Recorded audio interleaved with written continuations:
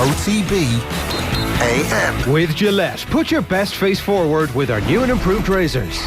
All right, it's 7:30. You're very welcome along to OTB AM. It's Ger and Aisling O'Reilly with you this morning. Aisling, good morning to you. How are you? Good morning, Ger. How's it going? Yeah, good. Owen is off in Wales. Difficult job. Somebody's got to do it. Very nice. It is, yeah. It's not as nice as where you're going to go. You're covering the Six Nations for us. This is the year to be covering it, where the London and Paris trips are on.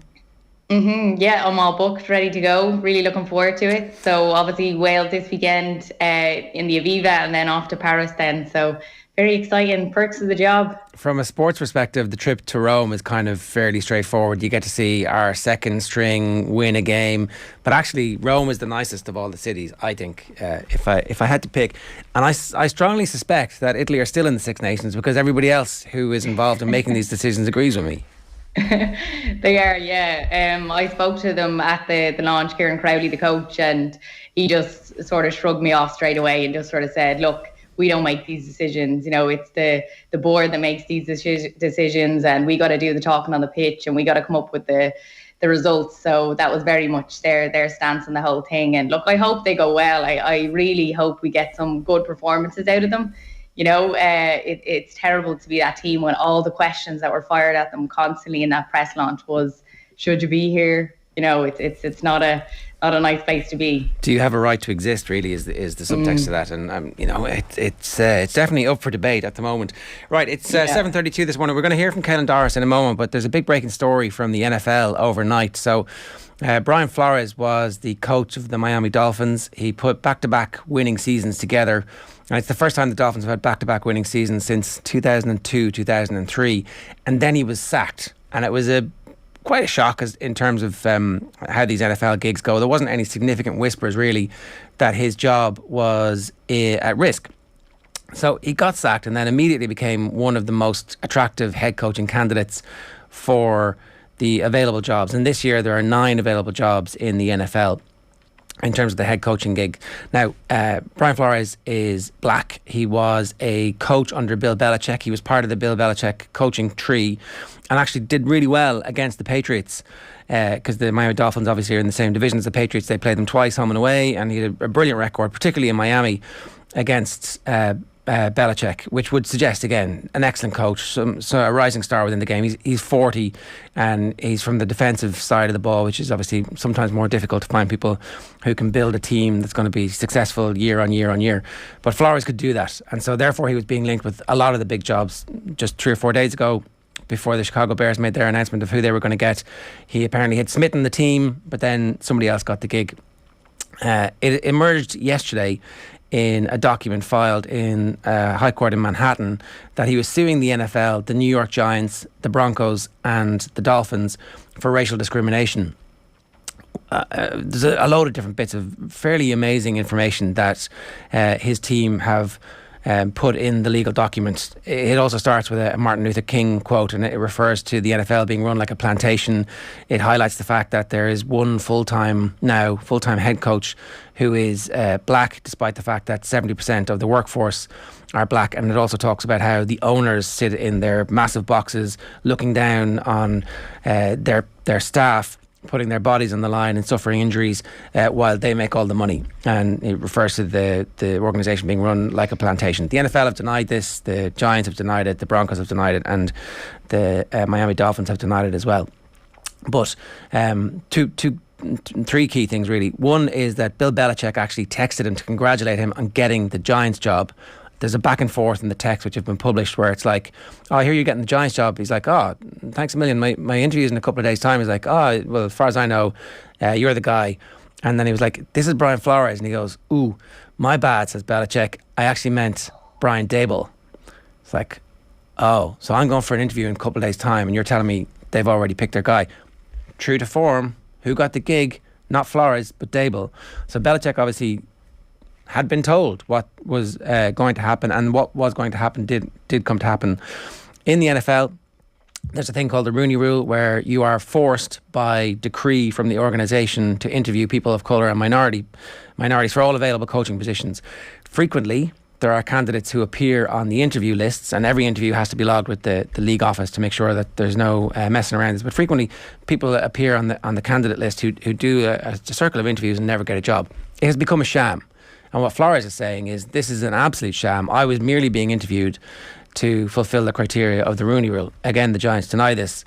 I guess everybody's going to make their own minds up, and hopefully this goes to court, and a lot of stuff will come out about the hiring processes in the NFL. So if you think about what Kaepernick did, so Kaepernick kneeled and then was essentially blackballed by the organisation. No team would hire him because of his stance. Now everybody kneels before games. Now it's like it's taken for granted. But what this case is going to be will end up being the Kaepernick situation on steroids. Although obviously Kaepernick was first, and so therefore, when the story comes to be written, you have to put Kaepernick there and what he gave up. But Flores in his statement is saying that he expects maybe never to be able to coach again, despite the fact that he says he's got a God-given talent for it. He's 40 years of age. He's a brilliant coach. He should be a head coach again this year, or at worst he should be doing a defensive coordinator's job for somebody who's a contender, winning a Super Bowl and then getting another opportunity on the carousel. And maybe he will. Maybe there are some progressive owners out there who are like, well, I'm not one of those three organisations who didn't hire him. So that was that. The other thing was it's being reported that the Miami Dolphins tried to tap up Tom Brady when Brady was becoming a free agent but not yet a free agent, and he refused to do that. So there's just these details that are in the story that give it credence. And the last bit of interesting information was that the owner of the Dolphins actually wanted him to lose games so that they could get better draft picks. You're not allowed to do. You're not allowed to throw matches. You're not allowed to tank. You're not allowed to lose on purpose because of sporting integrity. It's kind of, although they're incentivized to do that. And he says he was offered $100,000 a game, and when he didn't, when they started to win games at the end of the season, the owner flipped out, and that's where the fracture in the relationship begins, which ultimately leads to him being sacked. So it's a massive story. You're going to hear a lot about it in the coming days and weeks. And the problem of institutional racism in the NFL has been laid bare. The sham that is the Rooney rule has been laid bare in just this testimony. But it's almost like it's been there for everybody to see for a long period of time. He stood up and said, this is institutional racism. It's not working. Look at the stats, look at the facts and figures, and I'm going to take my case. And it's a big sacrifice, and it's a big risk that Brian Flores is making. It feels like there's going to be so much more to come out about it as well. Just all I'm hearing now is what you're saying, Ger, but even the little nuggets of information, it seems like there's so much to come. And maybe by standing up and speaking now, like, it's probably going to have a deep dive into the NFL and exactly what goes on. So I think we're going to hear a lot more about it. But it's just shocking. He was, one of the allegations says that he was being interviewed by the Broncos in 2019, and the Broncos team president, John Elway, world famous quarterback, arrived in an hour late, and it was clear that he had, and dishevelled is the word that was using, and it was, it suggested that he'd been up having the crack the night before as opposed to preparing for the interview. The Broncos obviously have said that they have notes saying that the interview started at 7:30 in the morning, and that they had 5 senior executives there, but not the president, who ultimately makes the big decision, and who ended up hiring Vic Fangio instead, who he may well have been more familiar with. Right, look, so that's that story. We'll come back to it in the coming days and weeks, and it's going to be it's certainly going to colour the off-season in the NFL.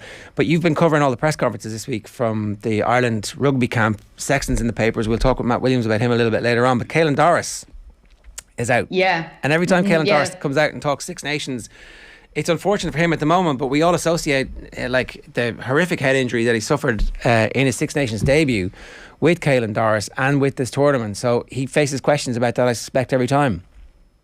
Yeah, and I was the one to put it to him. I just sort of asked him how he's getting on, how's everything in camp and all of that first. And yeah, he was delighted. He thinks things are going well, really looking forward to the games. But then I asked him just about any issues. He had spoken in the past about cognitive testing and that, he wanted to feel safer playing, and he just was having a few symptoms with his speech, his memory, that sort of thing. And, he wanted to go for testing. So he did go for testing, and everything came back at a base level. He said it's not normal level, but he's at a base level, and he was happy to be able to get those results. So I just asked him how he's feeling now on it all. Just to speak about the Autumn Nation series, you got the player of the series, and obviously you were man of the match then against the All Blacks. You'll be obviously hoping to continue that form now going into this next game. Definitely, yeah. I'm loving playing at the minute, both at Leinster and in here. 2 top class environments, great coaches and players, and yeah, it's really enjoyable at the minute. So from having missing the Six Nations last year, I'm pretty excited to be hopefully a part of it this year and get stuck in this weekend. You spoke before about going for cognitive testing, just around the symptoms you were having with your memory. How is all of that now? Yeah, I'm in a way better place than this time last year. Much more comfortable with it all. Have had a pretty clean season so far this year, and yeah, hopefully it'll continue. Touch wood. And is it ever a worry at all? Having those testing definitely helps with that. Gives me peace of mind. It's still sometimes there, but no, it's much less than it was last year. Yeah, I guess for all of us, knowing what we know about the dangers of playing a contact sport, particularly one where your head gets knocked about a lot, we're always going to be worried about players who have suffered head injuries. Yeah, and it's obviously a big part of the game, and you could tell when you asked him, are you worried? There was a hesitancy because, of course, that's only natural. Of course there was going to be, and I think he just thinks now that he's had these testings that he feels more comfortable because he can see the science and he can see, okay, this is where I'm at, and he can look at it that way, which is great that he has those opportunities to be able to do that. And I know now as well he sort of wears a protective head piece. Well, like I know it was normally for your ears and stuff like that, but he wears that now, and yeah, so he has a bit more peace of mind is probably what I gathered from him. Yeah, and I think too, everybody will remember who watched the Argentina game that there was an absolute bone-crunching hit in the middle of that, and he seemed to get up and have no ill effect. So it's not like this is, touch wood, there's something that is recurring as a result of continual contact. If there is another concussion, it feels like it might be a separate one. So apart from that, he is obviously one of the best players in the world at the moment. Like, we kind of haven't quite started to talk about him as world class, but like if his performances continue on the trajectory that they're on, every game he plays, he's a contender for man of the match. His performance never dips below an 8.5, as opposed to a good solid Mr. Dependable number 7 out of 10. He's way better than that.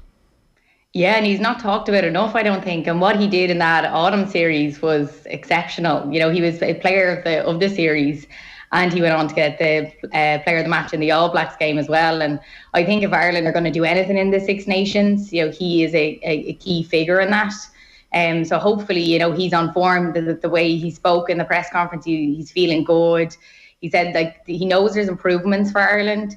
He said there's no denying that before they were always working on the game plan and they didn't really fully understand it, and now they've come into their own, say from the Six Nations into say the autumn series, and they've really worked on that. And yeah, he just sort of went into a little bit of detail on how they're working on that, and that he feels more confident now, and I think he's going to be massive for them. That if there's something to happen here for Ireland, which I definitely feel there is, I think he's going to be a key figure. Well, if something doesn't happen, and we're talking about being in contention to win the whole competition, then it's a massive letdown, because the level of confidence that the team has in their style of play and in the personnel, the availability of practically everybody with the exception of a couple of wingers, it feels like the stars have aligned for them to have a brilliant year the year out from World Cup again. But we can talk about that later. But everything is going right for them. England are having significant injury problems. Wales are having significant injury problems. The French are absolutely primed and ready to go, and they need to win the competition too. So you can see why Ireland and France are the two main favourites. Yeah, definitely. And when we spoke to Johnny Sexton yesterday as well, he sort of was trying to get across the point of not to write anyone off. He even mentioned Italy and things that they're doing at the minute, and which I thought was quite interesting that he brought up Italy. But he also talked about Wales, and that he's not going to write them off, that they have so many injuries at the minute, and there's a lot of younger lads coming through and that sort of thing. And he was sort of like, I'm not going to write them off. I'm not going to write these lads that are coming in, or stepping in here. That's not the way I think. That's not the way we're thinking. And I think outside, that's what people are thinking, and I hope we don't fall into that trap. There is a lot of talk about, we're just going to be able to walk over Wales. I don't think that's the case. I think we will definitely be able to win, but I don't think it'll be as easy as people are making out. Six Nations is massive for Wales. That's their be all and end all for them. So Yes, they have injuries, and yes, they don't have the bigger players in there, but I definitely wouldn't be completely writing them off. No, and Wales also have a long tradition of springing very young players straight into superstardom, all the way back to wherever, how far ever you want to go back. That is their culture. You think of even the team of Falatau and North, when they were kids, they were literally from nowhere straight in the team. It's like, hang on a second, they're going to go on and have decade-long careers. So we are probably on this show writing them off, but that was primarily to try and get Owen in some trouble when he goes to Wales, and also what is Owen doing actually? What's his plan when he's over there? Well, he's going to the Valleys, and he's going to some rugby clubs, and he's meeting some Welsh people, and there will be some vox pops. There will be some vox pops. Yeah, so the famous Valleys. If he can find people who are as liquored up as the Ireland fans were in Japan, then he'll be doing well. Good times will ensue, though, as well. That's the other side of that. We'll talk about Sexton a little bit later on, but what was his press conference like? Because I see in the papers he's talking about after this he's going to sit down with the IRFU and talk about another contract. So it's clear in his head, and it's clear publicly that he wants to go to the World Cup. It's everything he's been saying for the last ages. The Tom Brady retirement wasn't a secret. The fact that Sexton wants to play onto the World Cup, not a secret either. No, and he said, look, I get this question all the time, and even when they were going to ask it, he sort of just like, right, here we go, sort of thing. I'm sure he's sick of being asked about it, but he just said that, after the Six Nations, look, I think the plan was always to sit down, reassess, see how it went, see what I'm looking like, that sort of thing, and then we'll look to the future. But he said he's feeling good. He said he's feeling great, and he's really enjoying it. And he says when he stops enjoying it, and when he feels like his body is telling him no, that's when he'll say that's enough. But at the moment, he said that's not where he's at. So look, he's playing brilliant stuff. He's in great form, and hopefully we can get him at the World Cup. All right, OTB AM brought to you live every morning in association with Gillette. Good morning. Start with Gillette. Put your best face forward with our new and improved razors. Here's what's coming up between now and 10 o'clock. We're going to speak with Tommy Rooney, his top 10 players outside the top 10, as decided arbitrarily by Owen Sheehan, incorrectly so, some might say, when it comes to the power rankings. Brian Hogan, the Tipperary goalkeeper, is going to join us at 8:10 ahead of the restart of the Alliance National Hurling League this weekend. If it can in any way replicate the excitement that we had last weekend in the Football League, then it's going to be pretty good. Sports pages at 8:30, John Duggan at 8:40. After that, we've got Matt Williams. I'm going to talk to Matt Williams about the options that have been thrust upon England in particular. So they have their own injury crisis, but it does mean that a bunch of young players are going to end up being captains and leaders for this Six Nations. And what's the trade-off between inexperience, experience, the cauldron of actually getting that opportunity, and then the long-term implications for the World Cup? So we'll talk about that. And then the Mayo depth chart with Enda Varley. We did this for Tyrone. Unfortunately, overnight there was news that Tommy Conroy injured his knee in a Sigerson game. We don't know the severity of it, but he remained on the pitch for treatment during half time, and so people were concerned about it. So we'll see if there's any news on that across the day. And then Tara Sullivan at 9:30 at the Boston Globe, talking about the massive snub that the good people of Boston and the New England Patriots had when Tom Brady retired, and didn't mention them, didn't throw them a little crumb in his retirement statement. I think, I don't know what your take on this is, Ash. Is everybody just being a little bit precious that Tom Brady didn't mention them? I mean, when he left, he mentioned them. This was him leaving a different job. It's kind of like, it's a bit needy from the Patriots fans, I thought. His statement was lengthy. It was lengthy. He mentioned a lot of people. So if it was short, I maybe get that. But I think there's more in it, because how many posts was it on Twitter that I seen? It was lengthy. So he mentioned a lot of people. So I think there is a bit more in that than we're maybe aware. No city in the world like Boston to feel a slight that may or may not be there anyway.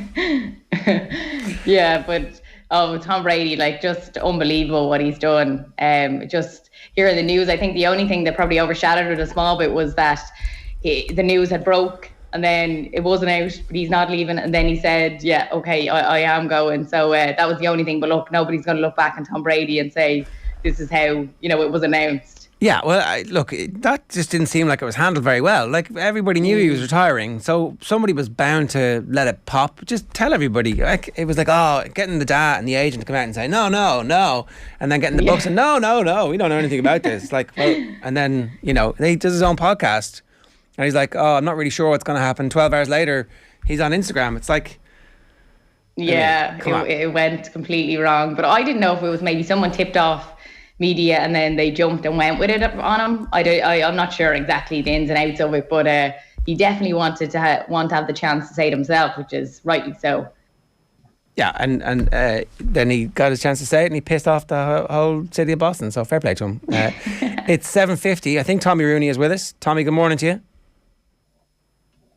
How are you? Morning, Ger. How you doing? How are you? How are things? Hi, Aisling. You're just pulling up your list there, I presume. Where so just explain what the criteria here is, Tommy. We did this with Nathan. R.I.P. his mentions for the day when he left out James Ward-Prowse and a bunch of others. Who are you going to leave off? Is his standard Control A, Control C, Control V? I have a very, very, very, very important list of rules here, Jared, that I'm not going to break or defer from, and it's helped me a lot in putting this list together. I stuck it up on Instagram last night at 10 o'clock, and that was a bad idea. I got about 42 different suggestions, so I have a feeling there's going to be quite a few complaints off the back of this, but I have my rules and I'm sticking to them. So the top 10 footballers outside the top counties, which is essentially the top 10 footballers from the bottom two divisions. They're Division 3 and 4 teams only. I had thought about going with Owen Sheehan's power rankings, but then... That was our rule. You had to go to power rankings. You're breaking this now, what? It doesn't make sense now. It doesn't make sense that Westmeath are 15th, and Westmeath have literally one of the best players in the top two divisions. So I'm sticking to that. This is the rule of the list. Top two players in Division 3 and Division 4. So... Well, that's not outside the top 10. Like, there's 8 plus 8 is 16. This is the top 10 players in the 16 worst counties. Yeah, that's essentially it, yeah, in the bottom two divisions. What happened? The top 10 is the top 10. It's nice symmetry. 10 from 10. I was thinking more we go down the style of if there was a Tailteann Cup, these are the players that are gonna start. Okay. So, but then the teams are going to get relegated from Division 2 are going to be in the Tailteann Cup, aren't they? Are they? They are. It's going to be messy. It is. But, Ger, I needed rules and I needed a bit of a structure here. There's so many players to pick from. I needed to have a bit of structure. So let me just go through my rules. So people have it on record, right? Division 3 and 4 teams only. So that's it. You could make an argument that Cavan really shouldn't be there. Cavan have 4 All-Stars that could have been in the mix here. I could only pick 2 players from a county. Max 2 players from a county. I had it very close. I had 9 players from a county. I was going to go for 10 players from 10 different counties, but I just couldn't bring myself to do it. And they have to be in an inter-county squad for 2022, for the 2022 season. So they can't have opted out. You're not picking... No, so Michael Quinn would have been fairly high up in this list. Red Oak Murphy was sent on quite a bit. He's Red Oak Murphy is starting in the Sigerson as well, and he's not playing for Sligo this year, so he's a massive loss to Tony McEntyre's side. But Sligo do have a player pretty high up on the list. So before I get into the list, would you mind if I give a shout out to a couple of players that were very, very close and were omitted at about 1 o'clock in the morning last night? Okay, go on. They sent you messages on Instagram, didn't they, Tommy? They did, yeah. Well, no, this fella, I checked in. I actually checked in with a couple of sources around the country as well.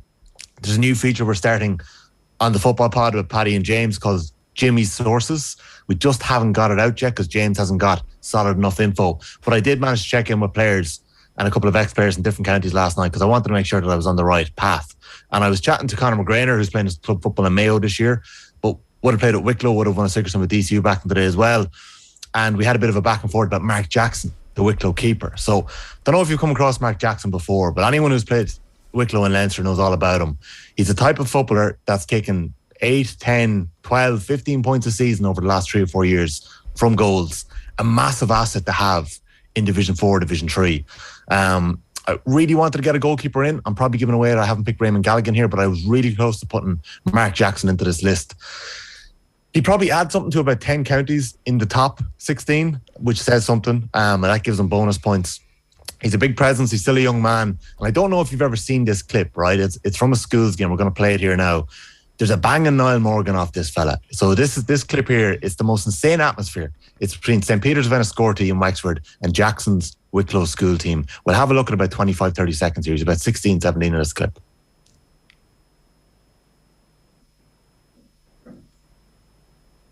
All right, here it comes. What are we looking for? Just have a look at this now. Turn up the volume there a little bit. We can hear it. And for our radio listeners, Tommy, what's happening? Well, it's Mark Jackson lining up to take a massive free from about 30, 40 metres. And the abuse is being directed his way. And I love them boys. I love the celebration off the back of it. I just think there's something a bit of Niall Morgan about him. And Jackson was very close to making the list. He didn't, like going through some of the other counties that are in the mix. Laois, there's no one really standing up at the minute. Oh my God, it's the longest build-up of all time. Go on, keep going. Sorry.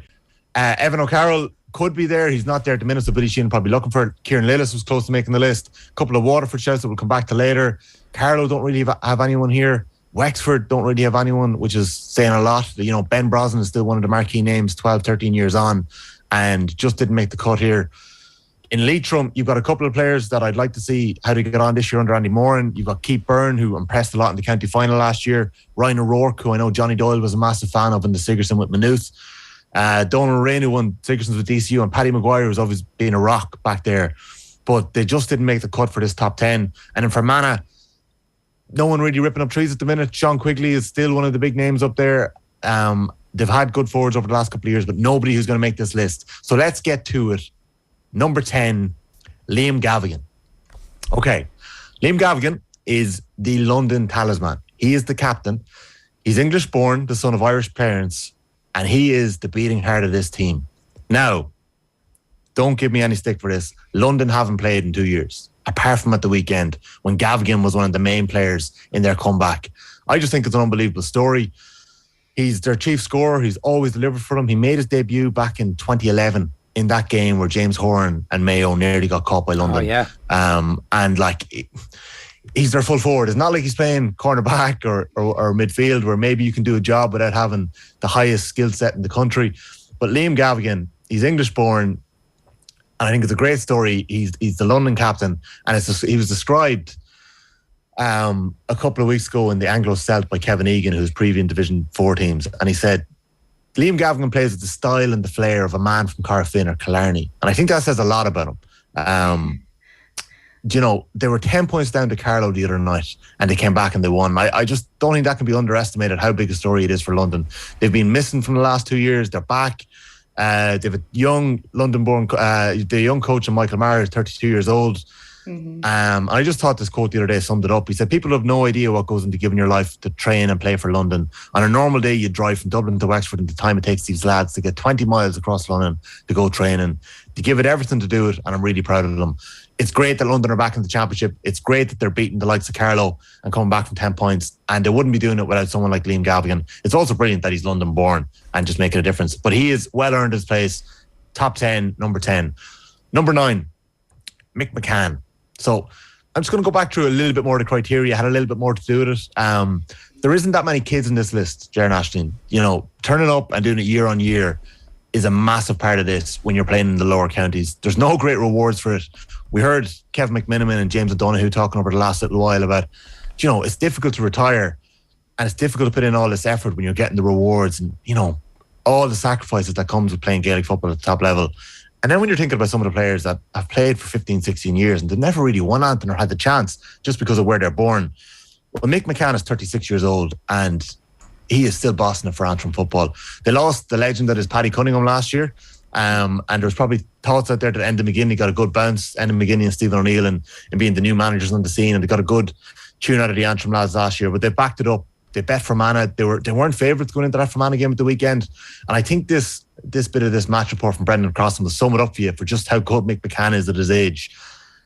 Tomorrow's Antrim Fermanagh report, so Brendan Crossan from the Irish News. Tomorrow's Antrim Fermanagh report is not so much a match report, but more an appreciation piece on Mick Mccann's footballing ability. To do what he's doing at 36 is scandalous. More power to him.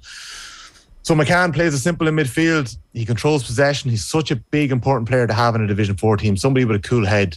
He set up the goal at the weekend for his younger partner in midfield, Kevin Small, who's coming up, and he's very highly rated himself. And he scored a long-range bomb, a point, which he's often doing.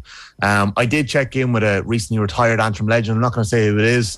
And he swore that Mick Mccann should be nearly first or second on this list. So Mccann, you know, it's been verified. He has earned his shot. There's going to be people complaining about players that haven't made the mix here, but Mick Mccann, he came back to the Antrim panel at 34. Lenny Harpison got him back, and he hasn't been able to leave when you've got the likes of Enda McGinley and Stephen O'Neill, you know, driving the ship up there. So that's number 9 on the list. And I know I'm under a bit of time pressure here. So number 7 is Sam Mulroy. He's the loud captain. There was a couple of loud players that could have made it here. Kieran Burns played in the AFL and played with DC over the last number of years. He's a very important player to them. But Mulroy is the talisman up front. He's playing more of a wing forward role. He can't play inside the full forward line. He's somebody who broke through at the age of 18, 19 and 2019 and really lit up the league that year. Had a bad injury, missed a good bit of it, and then we've started to see the best of him in the last 2 years. Now, I don't know if it's a coincidence, but in 2021, Sam Mulroy's managers were Mickey Hart, multiple All-Ireland winner, and Jim McGuinness at club level was coaching him at Naomh Martins. He'd been dragged in to coach the Louth team that year. So, Mulroy's career is only going one way, and if Louth are going to get back to where they were in and around 2010, not that we're going to get stuck into that here, they're going to need someone like Sam Mulroy leading the way and scoring points for them. He gets extra points for being a scoring forward. It's so valuable across the board. They're a rare breed, and he's a clutch player. I don't know if you remember the awfully loud game last year, but he nailed some late frees to bring that game to extra time in Park Talton. So Sam Mulroy is number 7 in the list. I'm pretty sure number 8 in the list. Number 7 is Mickey Quinn. We know all about Mickey Quinn. One of the standard drivers in football around the Midlands over the last decade. It's often said that Longford are a qualifier team, and they've pulled out big results over the last 6, 7, 8 years. And one of the main reasons for that is their driving force of Mickey Quinn. He plays centre back. He's a hard man, but he wears white boots, and I really like that about him. He's got all the skill in the world, all the leadership, brings all the quality in the class. Longford have a tough year ahead of them. They got the management team in quite late. Billy O'Loughlin. It's difficult for an inter-county team coming in the off-season, but coming in as late as he did, close to December, it's going to be a tough couple of months. But they have Mickey Quinn. They didn't have him in 2020. He's back now, and he's going to be so important to them. Let us not forget that Mickey Quinn is one of the quickest Irish players to make their debut in the AFL when he was 19 years old with the Hessen Bombers. So this fella has always had the quality. I suppose there was an outside shout in Longford for Darren Gallagher, another quality midfielder, but he just didn't make the cut here. Moving on to... What colour are your boots, Tommy? Black. I've World Cups and Copa Mundials this year. I've been keeping it pretty simple the last couple of years. Who are you playing for, Tommy? Yes. I'm living in Clare this year, Ger, so I'm going to be playing my club football in Ger, down in Clare. So I didn't think we were going to be talking about that. It's been a very difficult couple of weeks. So what happened? Yeah, nothing really. Just you've left your home club. It's a wrench. I left my home club. It's very difficult. Very difficult. Aisling, I know you haven't done it. You're up and down, and you're still travelling back to me to play your club football. Yeah, I guess I'm I don't know, I'm not going to out you for how old you are, Aisling, but I've just felt that I'm getting on in years, and I found it very difficult to drive back the 300 or 400 kilometre round trip to play club football in the last 2 years. I've done it for the last 2 years, and I wasn't really giving anything to my club that I wanted to give, and I felt I ended up being not giving my best, and my best not coming out on the pitch. So I'm very lucky to be training with a really good club down here in Clare, and it's great. Hopefully I'll give that a rattle this year. That's it. Jerry, I wasn't expecting that. I'm getting quite emotional here. I had to leave my club WhatsApp group a few weeks ago, and very difficult. But you feel free now? I don't know if there's a freedom there. I'm definitely enthused and excited to be training very close to where I'm living. And I've never done that. I've always travelled home, whether it be from Dublin to Meath, which doesn't sound that long, but when you don't drive and you're relying on your mates for lifts or buses at 11 o'clock at night to get home for training, that was never easy. So, I'm excited to be playing football up the road from where I'm living at the minute. So that's brilliant. And we expect you to feature for Colm Collins next year. You're going to give it a year, and then I haven't switched my allegiance to county level. I'm only joking. No, I don't think that's going to happen, Jaron. Well, we're not starting that. I think poor Andy Mccann has heard enough of my cries to get picked from Meath over the last 10 years. Well, we can move it. I mean, look, the bit's the bit, Tommy. I never heard them, Tommy. Oh God, Jesus! Let's please not do that. Can I move on to my list, please? Quickly, we've embarrassed you there. Colm Collins is on the phone, going, "All right, okay, it's official now. It's public. We can bring you in." Yeah, I'd say he's delighted. Heaven knows you've done enough work. Go on. Let's move on. Okay, so Limerick's joint captain Ian Corbett is next on the list. He's number 6. I actually had him up higher, but I made a late change to my list last night. He's their only All-Star nominee since John Galvin back in 2010. He's a Newcastle West star who've been playing really well in club football in Limerick over the last couple of years.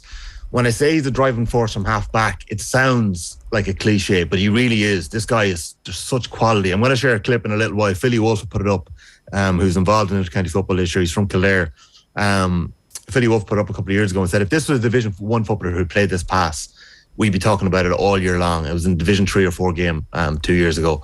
And it was Corbett collecting the ball in the half-forward line. He leans back a la Kieran McDonald, but it's on his right foot, and just drifts this outside of the boot pass over the defenders into an on-rushing path of one of his forwards, and it ends up as a goal. So Ian Corbett, massive footballer. He chips in with scores in big games, and he'd often end up in the forwards too for Limerick. There's good stuff happening in Limerick under Billy Lee.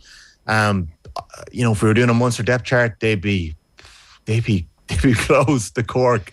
I think Clare close to number 2 at the minute down there. I don't know where Tipperary are. They're in and around that spot as well. So it's very, very tight in Munster at the minute. Jack Neville put it in the Limerick Post back in 2020. If Ian Corbett was born 20 kilometres to the west, we'd be talking about him every week for his exploits with Kerry. So it's one of these quirks of where you're born, but that's never stopped Ian Corbett from turning up and delivering for Limerick over the last decade. Did I mention he was one of the only All-Star nominees since John Galvin? You did, yeah. Yeah, so that there we go. So let's move on to the top 5. Okay, right? okay. Quickly now. Some people would say that this man, Conor Sweeney, should be number 1 on the list. I have him number 5, which might be controversial. I have him 4, but go on. He's one of the best forwards in the division. All-Star in 2020. Clutch forward. Tipp will really, really miss Michael Quinlivan this year, but I think Conor Sweeney will miss him too, because, it's tough enough to have one marquee forward in this grade.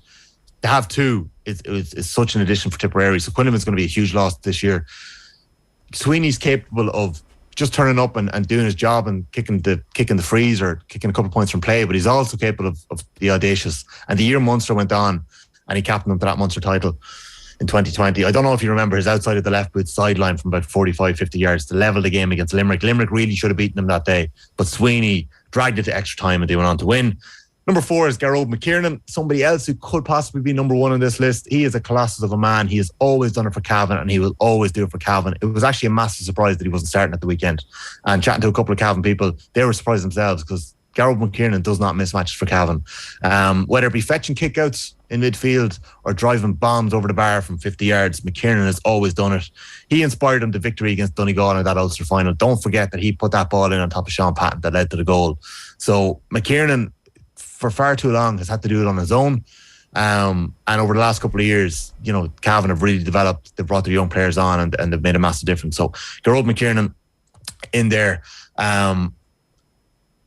Actually, I actually skipped it. Gerald Mckiernan was a bit lower. Paudie Faulkner was actually number 4. I was going to say, where's the King's Cup man? Yeah. Faulkner. So Faulkner is probably one of the best fullbacks in the country. There's no getting away from that. Mm-hmm. Didn't have a great year last year, but none of the Cavan players did. They had a tough year coming off the back of the Ulster title. They actually had 4 All-Stars, so neither of the 2 Galligans are in this list. And that was tough for me. Raymond Galligan is a phenomenal goalkeeper, such a huge asset, as we mentioned Mark Jackson earlier on in goals. A goalkeeper that can add frees from 50, 60 yards.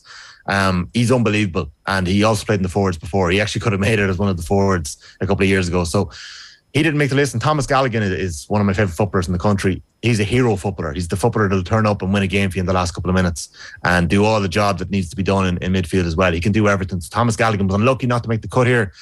Kieran Holler-Brady from Cavan was unlucky not to make the cut. Patrick Lynch is a footballer. Martin Riley. I like Martin. I think he's a good footballer, and he's underrated as well. Martin Riley definitely is underrated, and I'm starting to regret now not having a third Cavan footballer in this list, Ashley. But Kieran Holler-Brady could have been in the mix too. He was a massive loss to Cavan last year. He was probably one of their best players in 2020. And Patrick Lynch is the player we're watching this year, Ger. He's a corner forward, quality, kicked 4 points against Leitrim from play at the weekend, and he's very highly rated in Cavan. So he's somebody we're looking at. I realised that I've kind of mixed up my list here a little bit, so apologies about that. I had Faulkner 5, Sweeney 4, Mcckiernan 3. So we've gone through them. Why you both love Cavan? Like you should hate each other as rivals. That's one of the quirks of the provincial system, is that Meath don't play Cavan enough in your lifetime anyway. But actually there should be an intense rivalry there where you all hate Cavan because they're more successful historically. I suppose maybe you had your at-bat. They really have been over the last decade, especially at underage level, and they obviously delivered now with their Ulster title in the last 2 years. Like Shane says, no Galligans, no party. No, who? I don't make the rules. No Galligan.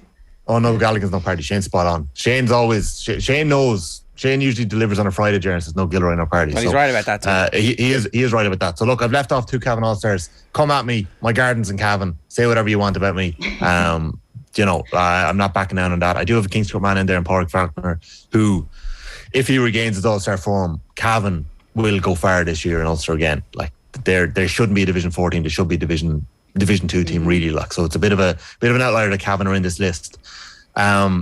This one is a controversial one because I went outside of Owen's power rankings. He had Westmeath down around 15. I have John Hessen as my number 2 in this. He's their talisman. The one true shame of the last decade is that people haven't seen enough of John Hessen. He's one of my favourite footballers. And just, Aisling, and like we both remember that comeback that Westmeath pulled off against Meath when Meath were 8-9 points up in the Leinster Championship in 2015 or 2016. I can't remember They the never year. stopped talking about it. Yeah, and I do have Fair play to them. Westmeath. Keep going, lads. It's obviously getting under the meat skin.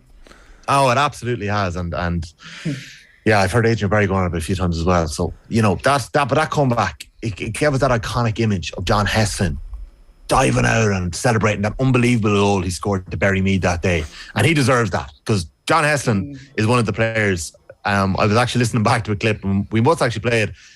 The audio quality is good. It was a college documentary that I'd done, and actually Will O'Callaghan had played it on Midlands back in 2012. Myself and Eamon Donoghue had done it. But we spoke to John Hessen about championship structures, and he is talking about the exact same stuff that we're talking about now. It's actually pretty similar to Proposal A at the minute and Proposal B. And Hessen was crying out for the championship to be changed. And the championship needed to be changed. Green and red, not A and B. You're 6 months out of date there, Tommy. Sorry, green and red. It's broken me that. But anyways, Hessen is the type of footballer that needed this to happen over the last decade. He needed to be playing more football at the top level. Westmeath have done as well as anyone over the last decade and have suffered as much as anyone. They've lost multiple Leinster finals to Dublin and have got there and earned their right to get there over the years. Hessen can play midfield, probably more of a full forward nowadays, or a half forward at times. Do you remember the 216 he scored for Lomans at club level a couple of years ago? He can rack up huge scores, lethal from frees, can, like Mcckiernan, not as big a man, but can fetch kickouts out of the sky. And just to give it to you, he's a wonderful footballer who is also a sow of a man. And that's a compliment that I would say for very few footballers in the country. Darren Hughes is another footballer who I describe as a sow. And a sow can only be somebody who combines their class footballing ability with farming. And there aren't many of them around at the minute. So Hessen deserves that. He can carry a team, and that's probably one of the reasons why. And in my opinion, and I know I'm nearly finished here and I'm gone over time, Niall Murphy is the best footballer outside the top counties in the country at the minute, and Sligo are blessed to have him. He's back from his travels, while Tony McEntee does not have Red Oak Murphy, and he's probably, as he said to us before, missing and losing players to hurling or soccer or rugby, specifically in soccer. Sligo. Yeah. He still has Niall Murphy, who could have gone to the AFL. Like, this is a guy who won a Sigerson with DCU back in 2015. He played international rules. Like, again, like John Hessen, Ger, when we've seen Niall Murphy on TV, it's been as Sligo getting hockeyed by Galway or Mayo. And there's these moments, if you look on YouTube, there's these moments where Niall Murphy does something in that game, and it's absolutely outrageous. He points to the outside of his boot, taking on 5 or 6 players and putting them over the bar. He's well built, athletic, can play midfield, is often dragged out to midfield because Sligo need him out there, but he really is one of the best full forwards in the game. Physically imposing, a fine finisher. He's really got it all. He's often double marked, treble marked, and you can still expect Niall Murphy to rack up huge scores no matter what. So even against the highest quality defenders, I know Mayo and Galway find him a handful. Actually, an opposition analyst from another county, not that I've mentioned one, got in touch last night and said they have trouble with Niall Murphy whenever they face him, like that he is the player that causes them so many headaches. So Niall Murphy, congrats. You have made number one on this official top 10 footballers in the bottom 2 divisions. We don't know yet if there will be an All-Stars or how the All-Stars are going to reflect what happens in the Tailteann Cup. And the Tailteann Cup is going to be over like blink and you miss it for a lot of teams, right? It really is. And there should be an award system for this. And there should be, more around the Tailteann Cup here. And there needs to be more coverage. We got a lot of stick. Not a lot of stick. We got a bit of stick on the football pod this week that we ended up spending 40 minutes on Dublin, and that was kind of hurting me going through it. But you couldn't get away from the fact that Dublin, were beaten at the weekend in the way that they were, and we had Paddy Andrews on the line able to give us the insights on what's going wrong with Dublin and what needs to change. But there needs to be a world and a room where we're talking about this quality in the lower divisions as well. Yeah, before we go, I got literally 50 comments on Instagram last night with a load of suggestions. So thanks to everyone who melted my brain last night with all of them and also helped me, back up my list. And just a shout out that Tomas Mccarthy down at WLR-FM in Waterford was giving a shout for Conor Murray from Waterford. And Tom O'Connell is another young footballer down in Waterford that they're really excited about. He's an under 20 who scored hat-trick of goals against Clare in the Munster Championship last year. Is there anybody you haven't mentioned here, Tommy? They're just, look, that's it. That's all I'm needing. Okay. Could you have had me? Hopefully I'll fit you in there. Yeah, definitely. Meath not in the top. Well, if it was non-top 10, absolutely. But then it would have been 10 Meath players. Yeah, I don't know if it would have been. But yeah, that's my list, lads. So I hope you enjoyed it. Okay. And do you want to take this opportunity to apologise to James O'Donoghue for butchering his brilliant Twitter joke at the start of the podcast this week? I was like, oh, did you really not? And I'm like, oh no, and you just ruined it. Yeah. Like, anytime you're explaining a joke, I just want to tell this, particularly some of our other colleagues out there, anytime you explain someone's joke, you ruin it. Just, it's a rule. Don't ask people about their jokes because it ruins it. All right? Yeah. No, it's so true. It's so true. And were you joking when you were asking them, Tommy? Were you? Was that what you were doing? Yeah, you see, Ger, I'm still quite a rookie. I'm still quite a rookie at this broadcasting crack. 16 minutes past 8 this morning. You've gone way over. Tommy producing his own slots takes an extra 6 minutes and eats into all the rest of the stuff. So we actually don't have time to play the clip right now of the podcast. We'll have to come back to that a little bit later. How's that sound, Tommy? Sorry, lads, that's my bad. But you can listen to the football pod after OTB AM if you want. You can get it in anywhere in your app store in the podcast. So there you go. Just search for the football pod. Always be closing. What colour boots do you wear, Ash? Oh no, I thought I got away with that. They're white. I mean, why wouldn't you wear white boots? Tommy is trying to be post old school cool here, and I don't know, maybe he's too embarrassed now with his new teammates to go in wearing anything fancy. He's got to prove himself. I know, I'm white boots and I'm a corner forward, so it's not good. I get all the slack. a proper combination. Right, we're going to take a quick break. 087 9180 180 is the WhatsApp number if you want to get in touch with us. We'd love to hear from you. OTB AM is brought to you by Gillette. Good morning. Start with Gillette. Put your best face forward with their new and improved razors. We're going to be talking hurling next with Tipperary goalkeeper Brian Hogan. OTB AM. This is OTB Sports Radio. Have you subscribed to the OTB Football Podcast? Brazil are in the mix. They're in the fight. There's no doubt about it. I mean, they've at the moment, they don't look like conceding goals. I don't think they were far off 4 years ago. I think they'll be stronger this time. They do have a trauma against European opposition. Since they've won in 2002 has ended when they've met a Western European side in the knockout stages. Frank Kerr gave me an awful lot of hassle on the commentary last year for talking about John McGinn's arse. But then I heard John McGinn recently talking about his arse and been quite delighted with the impact his arse can make. Subscribe now to the OTB Football Podcast stream wherever you get your podcasts and download the OTB Sports app. OTB AM. With Gillette, put your best face forward with our new and improved razors. It's 17 minutes past 8 this morning here on OTB AM. As I said, we'd love to hear from you. You can leave a comment in the YouTube stream. We read all those, or of course you can always get us on WhatsApp 087 9 180 180. And just a reminder, Tommy was talking there, James O'Donoghue and Paddy Andrews are back with episode 2 of the new season of the Football Pod. It's available wherever you get your podcast. The best place to get it is actually the OTB Sports app. You can set it to automatic download when you're on Wi-Fi, so it won't impact your data plan, and it'll be ready for you there whenever you need it as well. So we'll talk about that a little bit later on if we have some time. But now, the Allianz Hurling Leagues officially launched today. It's the 30th season that Allianz has sponsored the competition, making it one of the longest sponsorships in Irish sport. Indeed, one of the longest sponsorships in world sport at this point. And I'm delighted to say, as part of the launch, Tipperary goalkeeper Brian Hogan is with us. Brian, good morning to you. How are you getting on? Morning, how are you getting on? Yeah, Thanks good. for having me. Look, we were going to talk about the start of the league and the importance of the league and how quickly the league rolls into championship and all that kind of stuff, but a massive bombshell yesterday from the hurling world's perspective. I suspect you guys might have known about this maybe a little bit before, but Paudie Maher won't be with you this season. He's been forced to retire on medical grounds. What was it like hurling with Paudie? Look, yeah, it was a huge shock. It was all, we found out yesterday morning as well. Right. It was a huge shock because we were expecting him to come back, But hurling with Paudie, it was an unbelievable experience because he was some leader, on the pitch, off the pitch, he drove us all on, and just even looking at him off the pitch when he was training, the way he trained, the way he was in the gym, the work he did, his nutrition and everything, he was someone that you just had to look up to and inspire to, and, as a goalkeeper, having him there in the back line, he gave a huge confidence because the presence he gave there, it was unbelievable to have him there for the last couple of years. You know, iconic stuff really, Paudie was. Yeah, like from the moment he arrived, it was almost as if he was always supposed to be there. It felt like here's somebody, but definitely like his introduction was so spectacular. That group that he came in on, that under-21 team that he came in on that won the All-Ireland, before they won the under-21 All-Ireland. Like, it's a sensational achievement when you think about it. For him to be able to back up the level of expectation that we all had because he was so good that first season, that's remarkable, because most people aren't actually able to live up to the hype. No, he was just so consistent every single year. The consistency, the way he was, the injury prevention, played every single game since 2009. Like it's absolute some going, And remember, I was doing water in that All Ireland 2010. I was water boy.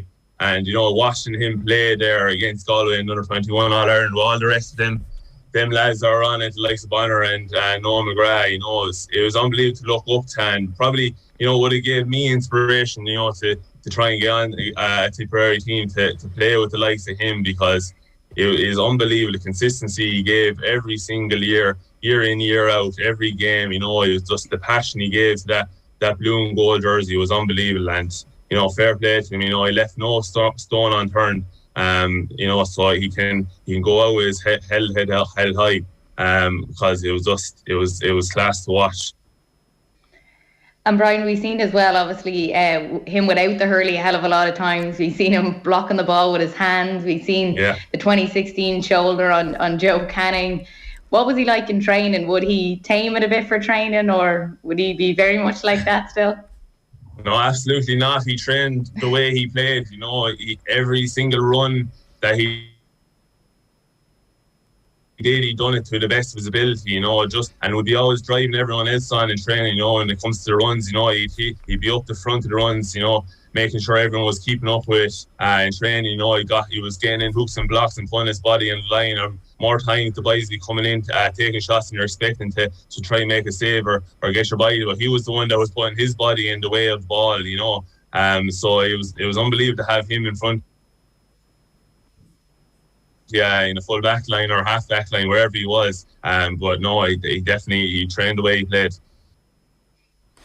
I didn't realise he'd been a water boy in that team in the under-21s in 2010. That must have been fairly sensational for you as a kid.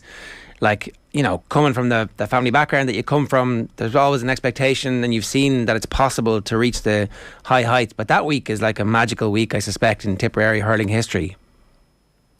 Oh yeah, definitely. I think I was only 13 at the time, and I remember watching the All Ireland I was in the Hill 16 in 2010, watching on, looking at the lads do the business, and then would have been at training then during the week, on the Tuesday and Friday before they played the under-21 All Ireland, and them lads were they took no break. They were there training away, getting ready to try and win another All Ireland in the space of 6 or 7 days. So Jenny Mackey it was unbelievable to watch, and just gave me huge inspiration going forward. To try and hit to the heights that some of to them lads got to that year. And the knock-on impact to everybody your age as well, and like it's funny because we've seen a changing of the guard in many respects in a lot of teams, particularly in hurling. There's kind of seems to be a cut-off point where the early 30s is actually getting to a point where it's much harder for people to keep going at inter-county level because of all the demands, the physicality and the nutrition and the strength and conditioning and all that kind of stuff that is required these days. So your age group and your cohort of players are kind of the leadership group, or certainly coming into that stage of being the leadership group in Tipperary. Are you all ready for it? Do you feel that as well? Yeah, of course. There's a lot of us, a few boys just a year older than me, the likes of Ron Maher and Barry Heffen and Seamus Kennedy and these lads, of course these lads are seriously experienced players. They've been there and done that in 2016 and 2019.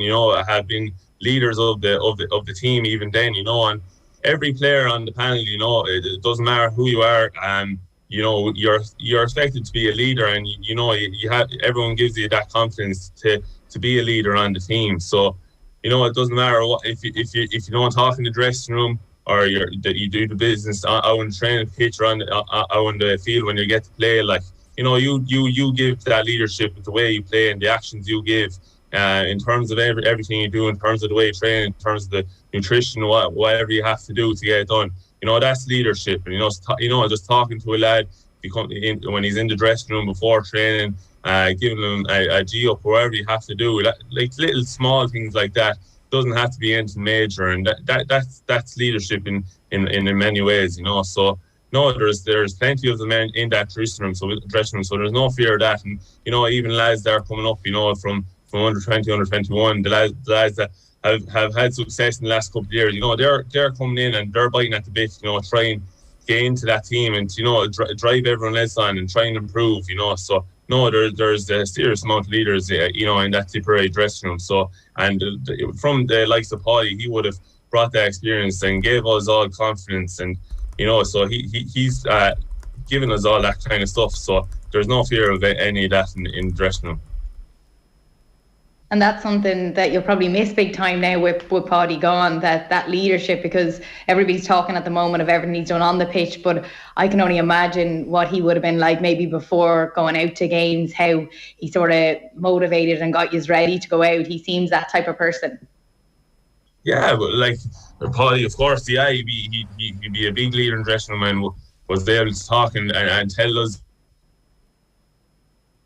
you know, like I'd be sitting near him in the dressing room, you know, and he'd be always come up to you, you know, and give you, a fist or, you know, and come up and say, look, Hoagie, you're the man, the goals, or whatever, and talk to you and give you a good G up, you know. So, no, Paudie was brilliant at all that, and he was fantastic to have in the dressing room, and I was delighted to have had the pleasure of playing with him for as many years as I did. And no, look, he was class in dressing room, class on the pitch, and was always there when anyone needed him.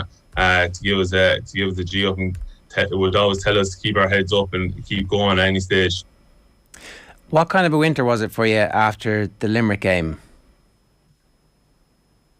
Yeah, look, I suppose you know, the first half against Limerick in the Munster final, you know, it was unbelievable to be 10 points up. You know, it was obviously very disappointing to lost that game after, and it was hard defeat to take, but you know, over the winter, you know, like talking to boys, everyone is mad to go and have another bite at it. You know, it's another year, clean slate. You know, we drive on, you know, train as hard as we can and see where it takes us. You know, it's about enjoying our hurling. You know, just in going out and expressing ourselves. And you know, in the Alliance League, that's what we hope to do. You know, try and find out something new about ourselves as players, and then, you know, try and find out something new as us as a team. You know, that's what the Alliance League is there for, you know, to try new things, build that confidence, build a bit of momentum before heading into championship. And, you know, look, we're going to do our best as we can, and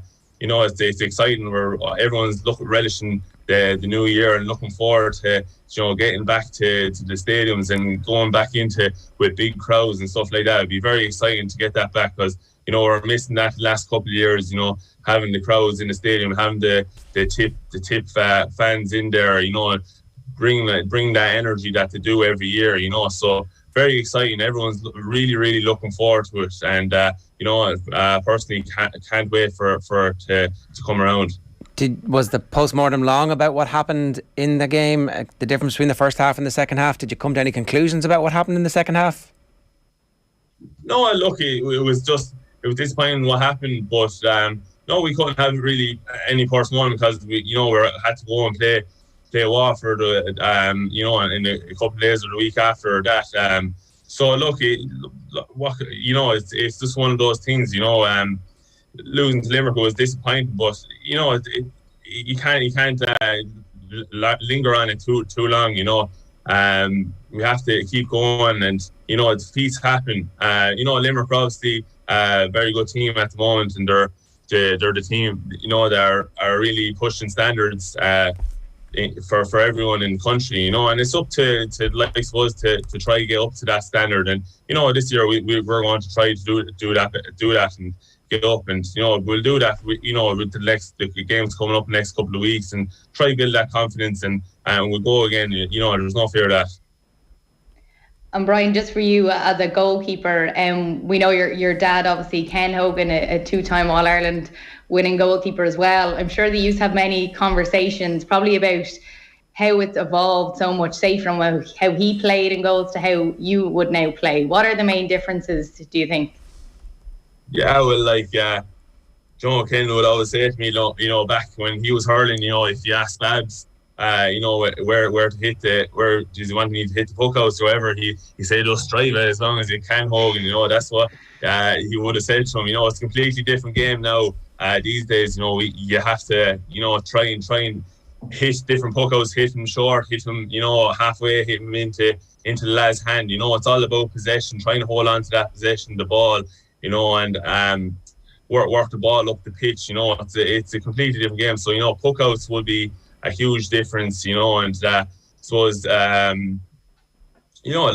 a lot more to the goalkeeping. They're in play a lot more. You're trying to go on ball. If there's a cornerback or fullback that are in trouble, you need to be ready to get that ball and try and work the ball up from a different angle or something like that. So yeah, of course it's different, but there's still the same things apply. You still have to look after your goalkeeping. Make sure that you're not conceding any goals or anything like that, and communicating to your back. So obviously there's still a lot of the same things, from when Ken was playing to when I was playing, and we'd always talk about that, having the basics right and doing the simple things to the best of your ability. That's the most important thing. The most important thing is that you're first things first is looking after the nets and making sure you're doing the job, and everything else after that follows. So we'd always talk about that and saying simple things first, and then everything else worry about that after. Gone are the days definitely when you'd come to training and say that you'd look on at goalkeepers thinking that they don't have to do the runs, everything else, but really the goalkeeper a lot of the time can be there sometimes an hour before training. Yeah, definitely. Myself and Barry, we'd be out trying to get out as early as we can, to hit a few puck outs. Tommy Dunn was doing great work. We'd be going out, hitting puck outs, trying different angles, trying to improve as much as we can, trying to be consistent with hitting the same puck out over and over again. And we definitely train as hard as all the other lads. We do all the running the same way, do all the tackling drills, all the possession games, everything. We get involved in all that. So yeah, we're under no illusions. You have to be as fit as every other player on the team. If you want to play inter-county levels. So no, definitely try to go early, and even sometimes after training you might be staying on for a couple of minutes. Some lads might want you to stay on and hit a few balls out, and if they're taking 2 shots, or they want to work on different types of puck outs. So you're probably the first man coming into dressing room, and he could be one of the last lads leaving. That's the whole part of it. I really enjoy that part of it. Love getting out to the pitch early. Love staying out there and doing a bit more. Because that's the whole thing. Why we play hurling. We enjoy it, and we love getting out there, playing with your mates and playing with your colleagues. So no, it's fantastic, and I love every minute of it. You're into Captain America. Obviously, he's behind you there and over your right shoulder. Oh yeah. No, I'm actually in my brother's room here. He's an artist. He's a comic book artist. So he's actually working out in Finland. So he has loads of murals on the wall here. I actually look at Spider-Man and I have Star Wars up in front of me. So he's unbelievable at the artwork. So no, I'm using his room here because he has a lovely desk to do his artwork here. So no, that's why them murals are on the walls. How old is he? They're great. Sorry? How old is he? Is that his day job? That's his day job. Yeah, he's about 28. Yeah, so he absolutely loves that. He would have went to art college up in Dunleary, and he was working out in Denmark, in Copenhagen. He's worked in Finland, in Helsinki. I think he's back in Copenhagen now, working there. He's unbelievable. He's released a couple of comic books himself, and has worked with a good few companies. I think down in Kilkenny as well, with Cartoon Saloon. So no, he's unbelievable. He uses his hands and wrists for for a different thing to me, but and he was a very good hurler back in his day. He doesn't hurl anymore now, but he loves going to the matches and stuff like that. But he obviously can't play hurling with because he has to mind hands for the artwork. But fair enough. Yeah, he's brilliant at it. Right, you're a sickeningly talented family. That's listen, we wish you the best of luck with this year. Thanks a million for joining us, Brian. Cheers. Thanks, Ger. Thanks, Ashton. It's Brian Hogan there giving us his thoughts on the start of the league season. Ash, I'm always like whenever Kenny Cunningham is in, we always slag him about the fact that he is right there in the background for Paulo Di Canio's goal, I think maybe Tony Yeboah's goal, and a few other ones as well. The Tipperary hurlers last year were on the field when we saw the greatest half an hour of 35 minutes of hurling that maybe we've ever seen with Limerick in the second half in the Munster final, and I'm sure that there were more intense conversations than Brian is letting on there. And I'm sure they don't really want to be in the highlight reels, but they're stuck with it because what Kyle Hayes in particular did that day, and what a few of the other lads did that day, that's going to live forever. And that was the changing moment for them that year.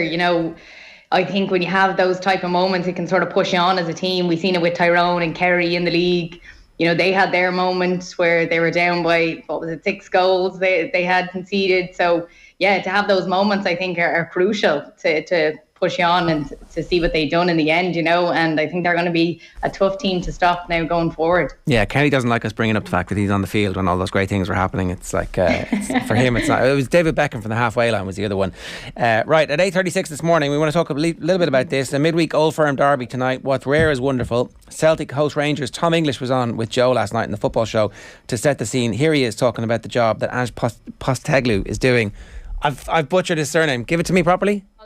And Postecoglou is doing at Celtic.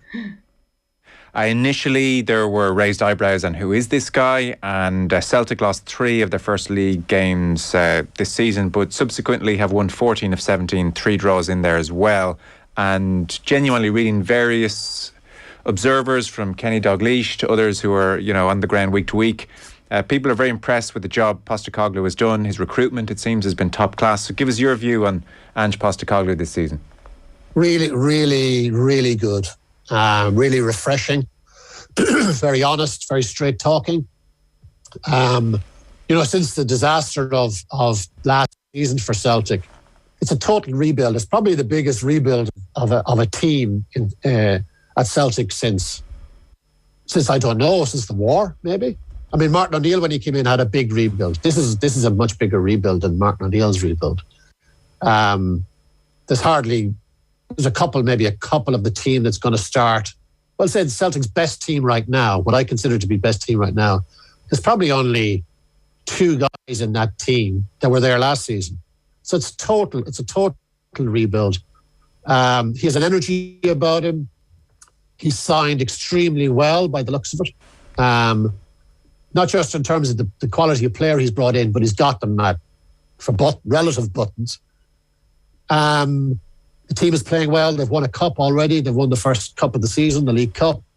They've closed the gap on Rangers. And I think everyone all the Celtic fans just like the look of Postecoglou, the way he wants his team to play. The fact he's a bit different. He's done very, very well. Breath of fresh air, really. Yeah, Ash, you're a proper Celtic fan. Would you agree with all that? You feeling pretty confident about life at Celtic at the moment? Ange is the man, absolutely. Yeah, it has been a complete rebuild. We didn't know what to expect when he first came in, but I think now with the signings, because of his information and knowledge of the Japanese league, and he's brought in these Japanese players that have really just tore it up. We have the likes of Kyogo, and Maeda is in there as well, and Atate, who's playing a bit more around the middle. Brilliant passer of the ball. And now Kyogo and him haven't played just yet together, but I'm really interested to see how they'll link up. So really just the rebuild and how the players are playing together has just been exceptional, and it's an exciting time as a Celtic fan. We had a tough year of it last year and the year before, so it's just exciting to see what happens now, and obviously we've the big game tonight as well. Well, I was going to just ask about that. James Mccarthy is the subject of a feature from Dan McDonnell today in the Irish Independent, and despite the fact that almost all of the midfield is injured or away, he looks like he won't get a start tonight. Yeah, it's hard to understand. Like, he's solid when he comes on, and he is looked to as somebody that they can count on if they want to close out games. And, you know, he has came on in the last few games and he's really done that. But it's hard to know at the minute. Like, at the moment, just literally on the way back from Japan is Maeda, and also we've Tom Roderick as well coming back from Australia. Now, he played the full game with Australia only 2 days ago, so whether he'll be able to feature properly, it's hard to know just yet what way he'll be. So yeah, we have to see. But I'd say in the middle, maybe it's probably in the back, it's probably going to be Starfelt, Vickers, Juranovic and Taylor. So it'll be interesting to see what way they do line out. But it's a massive game because there's a gap at the top now, is 2 points. So there's 15 games left. They do have to play each other another 3 more times, including tonight. So yeah, it'll be interesting to see. And also Conor Mcgregor, who's the captain, if he's fit to play. He got a bad injury in the 2 games ago. It was a bad facial injury, and I think he might have to wear some protective sort of face gear tonight in order for him to be able to play. So, and just a bit tight-lipped about that, but hopefully he can play, because I think he's major. Like, we seen him in the last game, he wasn't there, and things don't flow as well. Everything just clicks when he's on the pitch, and he just controls that middle.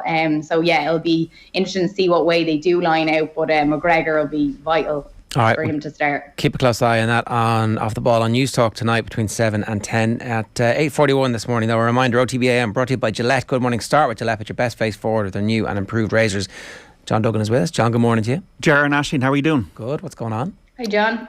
Yeah, well, we can do virtual insanity now, or we can go through what else is going on. Let's give plenty of time to virtual insanity. So let's do a quick. Is there anything happening? Yeah. Well, I mean, Ross Tierney scored last night, which was great for Motherwell, and their 1-1 draw against St Mirren in the Scottish Premiership's his first goal for Motherwell.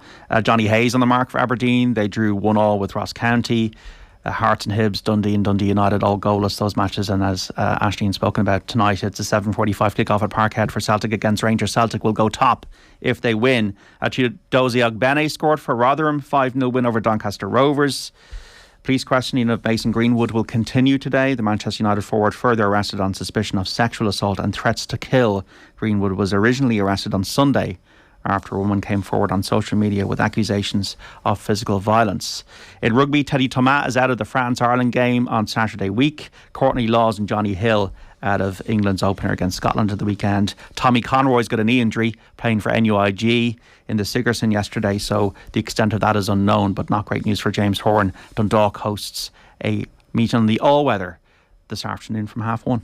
All right, it is time though for virtual insanity. We had a little bit of a lap of honour earlier in the week. You can do it again, John, because this might get cut separately, so go for it. 80-1 winners are great. Remember in school you had greater than and less than, so it's like the arrow that goes that way. So 80-1 winners are greater than NFTs. And you don't need a John Duggan cartoon for me to tell you that 80-1 winners, luckily, which we had last week, are greater than NFTs, because NFTs, I don't know if you could trust them, but you might be able to trust virtual insanity in 2022. After the profit last year, we're now 12% profit. Hopefully we'll keep it going. I really feel that every single week at the moment I'm going to tip a winner. Right, well, that's pretty good. That's a good feeling. Until it starts going wrong, and then you feel in the depths of despair. There's no grey, unfortunately, in this. It's a black and white. It's under the covers. It's Venetian blinds. It's paranoia to the extent of then utter, moonwalking on tables, and that's where we're at. Owen is supposedly in Wales, but I suspect that he might actually be in Paris living the high life after the Ritz last week. So we're going to go with tomorrow's tournament, which is not the Saudis. We're going to leave the Saudis alone. We're going to go with the AT&T Pebble Beach Pro-Am in California. This is not a great watch now, folks. This is a tournament you might only want to watch on Sunday, because it's 3 days of amateurs playing with pros. It's a lot of business executives and celebrities, and they're not very funny. A lot of them, although Bill Murray is, but a lot of them are not funny. So they play 3 courses in rotation: Spyglass Hill, Monterey Country Club, and then Pebble Beach. They go around 3 courses, and then they play Pebble Beach again for the final round on Sunday. So the event starts 4:30 Irish time tomorrow. Obviously, if you're going to have a punt, don't bet more than you can afford. This is meant to be more of a prediction slot. But our each way terms are 50 odds the first 8 places. Loads of bookmakers going there, so make sure you get 8 places when you're going each way. First selection, okay, we're going to go for Rosie here. So Justin Rose, 4 each way, 28-1. Olympic champion, US Open champion, more importantly, was world number 1 less than 3 years ago. Was excellent last week, Tee to green at Torrey Pines. Nearly got into a playoff, put it in the water on 18. Was really happy with his long game. Wasn't too happy with his putting. At this tournament, he was 6th in 2016. He was 3rd at the US Open in 2019, so he likes the track. Fiddly track, precision, windy at times. This is right up Justin Rose's alley. I think he's going to come back this year. I think at 28-1, he's a strong fancy for me, the headline tip, Justin Rose. Mito Pereira for 250 each way at 50-1. The Chilean, 3-time winner on the Corn Ferry Tour last year. He knows how to close, like Glenn Garrigan Ross. He closes. 7th in strokes gained approach on the PGA Tour. You need good approach shots here. Played well at Torrey Pines last week. Mito Pereira each way at 50-1. Taylor Pendrith, 100-1 for 250 each way. I think this guy's a progressive player. 3 times in a row last year in 3 tournaments, he was 2nd on the Corn Ferry Tour. He smokes it off the tee. He was 16th last week. Pretty good on all the stats. And I like Taylor Pendrith, the Canadian. I do like him at 100-1 for 250 each way. Russell Knox for 2 each way, 66-1, has got an excellent record in this event. 3 top 15s in his last 4 starts, the Scot, and tied for 7th in Hawaii a couple of tournaments ago. Russell Knox could be knocking on the door on Sunday. Matthew Naismith for 150 at 100-1, so 100-1 for Matthew Naismith. 11th and 16th in 2 tries here. So he got the course form. 13th in putting on the Poa Annua surfaces, which you're going to get this week, last week. So Matthew Naismith, 100-1 for 150 each way. Exactly the same price for Scott Stallings, €150 each way at 100-1. Was 3rd in this in 2019. 3 top 15s in this event. Closed with a 65 last week at Torrey Pines. Had a 62 in Bermuda, Scott Stallings. He's been on Instagram driving up the coast. And the final one, forget about odds. Odds are just a bookmaker's opinion. I've seen players win at crazy odds in golf. I'm going to put €1 each way on Nick Watney at 500-1. Nick Watney was 2nd in this back in 2015.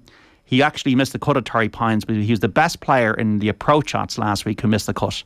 He's from the area. He's working with Butch Harmon again. He was 2nd in the tournament back in October, so he's not that out of form. At 500-1, he could be worth €1 each way. So I'm going for a lot here, and you're thinking to yourself, why is this man going for a lot of, is he just trying to get a winner out of this? There's probably 156 golfers in this week. If you do the Grand National, you might have 30 runners, 40 runners. You might back 2 in a Grand National. It's not about winners. It's not about losers. It's about profit at the end of the day. And we saw that last week with Luke List beating the headline tip Wills at a tour. So I'm not hiding from putting up a few, maybe even up to 7, which will probably be the limit of it if I feel that they're going to come good. So Nick Watney, Scott Stallings, Matthew Naismith, Russell Knox, and then the 3 for bigger stakes, Taylor Pendrith, Mito Pereira, and the headline tip, folks, on Virtual Insanity this week. Rosie, English flag out, Justin Rose. So that's how you work this, John. You have a set stake that you don't go over, essentially, for the week. Unless I get a feel. So last week, it's generally about 20 quid. And last week I put 34 in because I had a feel for it. This week I put 30 in because I'm playing with house money. I might bring it back a bit if I don't feel confident about it. So that's the general, trying to keep it even. So for the Masters, some people might go, oh, the Masters matters more. It doesn't matter more. What's the difference between, they always say, a winner at Wolves on the all-weather and a winner at Cheltenham? Nothing. So winner of the Masters is no different to winner of the Pebble Beach. And that's the way you need to think. You need to think that, okay, profit is the only thing. Winners and losers are false sense of security.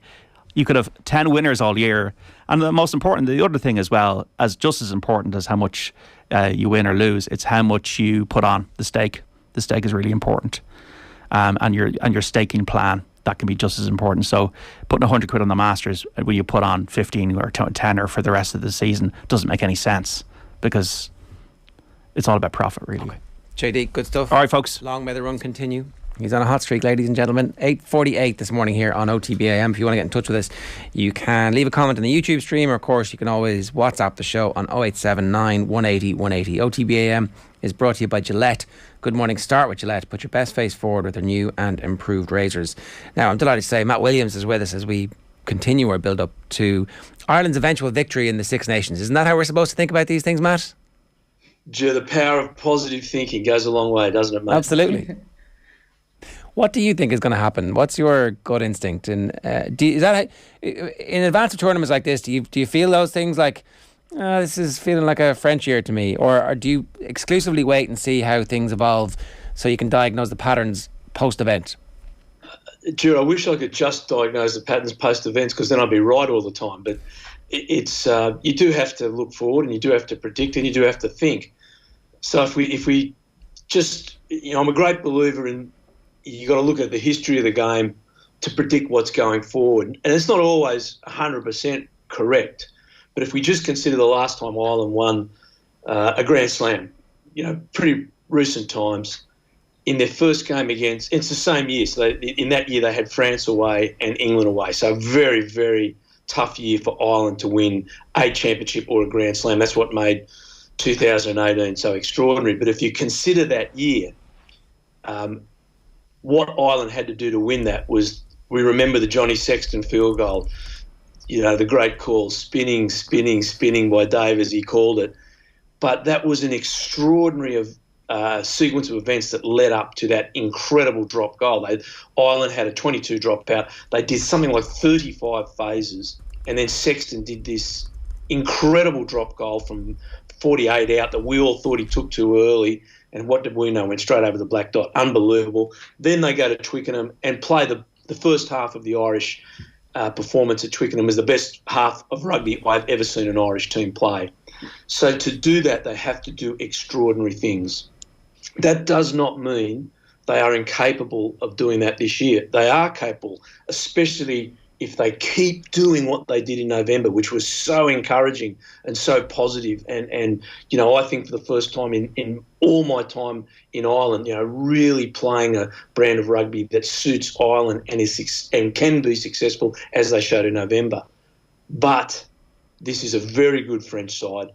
The nations are much more even, with the exception of Italy, than they were in that particular year. England are not as strong. I think they can win there.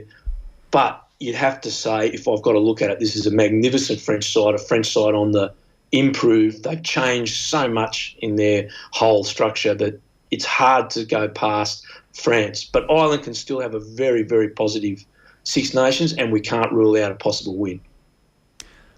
We had Jeremy Gus got on last week. It was Keith Wood's 50th, and I was making the point at the end, like, Eddie Jones is going to be forced to play a lot of young players here, and in the long run, in terms of the World Cup, that's actually a good thing. And he was like, well, you don't really want to be forced into anything. But I still actually feel like the injuries as they're coming in the long run are actually the right thing for England, because it takes the pressure off some of the players there now. Jones is already casting forward to the World Cup. Not for him this, my KPIs insist that I must win the Six Nations. It's the be all and end all. He's like, I've got to win a World Cup. That's how I'm going to be judged here. My time in England is going to be judged my times in the World Cup. And now with no laws and no Farrell, all of a sudden somebody else has to captain the team. And as a result, somebody will have experience of captaining the team, either through success or failure. But when you roll around to the World Cup, and that intensity for those 5, 6, 7 weeks, and the injuries happen, he's looking around going, oh, you've already captained the team. You've captained the team. This is great. Yeah, you did right. You did right, Ger. I think Tom Curry will get that captaincy with Courtney Laws out now, who was going to deputise for Farrell.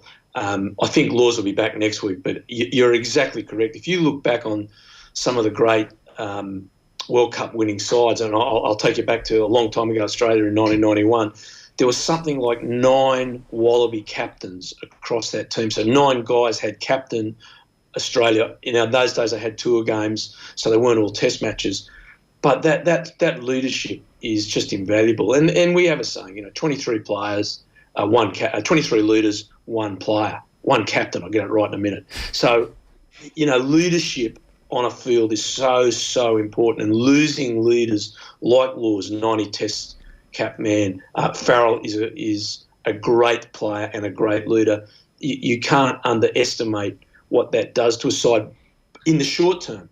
But Jones, we come back, and I've said this on your show before, Jones got Australia to a World Cup in 2003. He was an assistant to South Africa when they won in 2007. He got England to a World Cup final under his own steam in 2019. Like there's no coach done that. Eddie Jones knows World Cups better than anyone else on the planet, and he is understanding that if he can get experience and games under the belt of the squad, that stands you in great stead in the World Cup. Again, we look back. When New Zealand won in 2011, they were down to their third out half. Dan Carter and Aaron Cruden were out of the World Cup final, and therefore they needed that depth, and that depth came through that day for them. So yeah, I agree with you. I don't think Eddie Jones is sweating at all. Look, England's weird. You've got to win everything. If you're a coach of England in any sport, you've got to win everything all the time, every day, or you're in trouble, which is ridiculous. And that's why their sport, in their game sport, has not been as successful as it is, because they're setting goals that are impossible. So there's pressure on teams that is ridiculous. So, but Eddie Jones is smart enough and controls the media and the agenda enough to say we're looking ahead to the World Cup, not just this Six Nations. Yeah, I spoke to him actually at the press launch, and that was very much the vibe. He said initially we want to win the Six Nations, and ultimately we're going to win the World Cup. And that's the way he sort of spun it. So, yeah, he definitely gives off that vibe. Aisling, look, he's right. You know, he's right. And I've got to say, when Eddie Jones's time in Australia, so Eddie and I were literally coming through at the same time in our coaching careers. I started a few years before him at the Waratahs, and we coached against each other when he was at the Brumbies.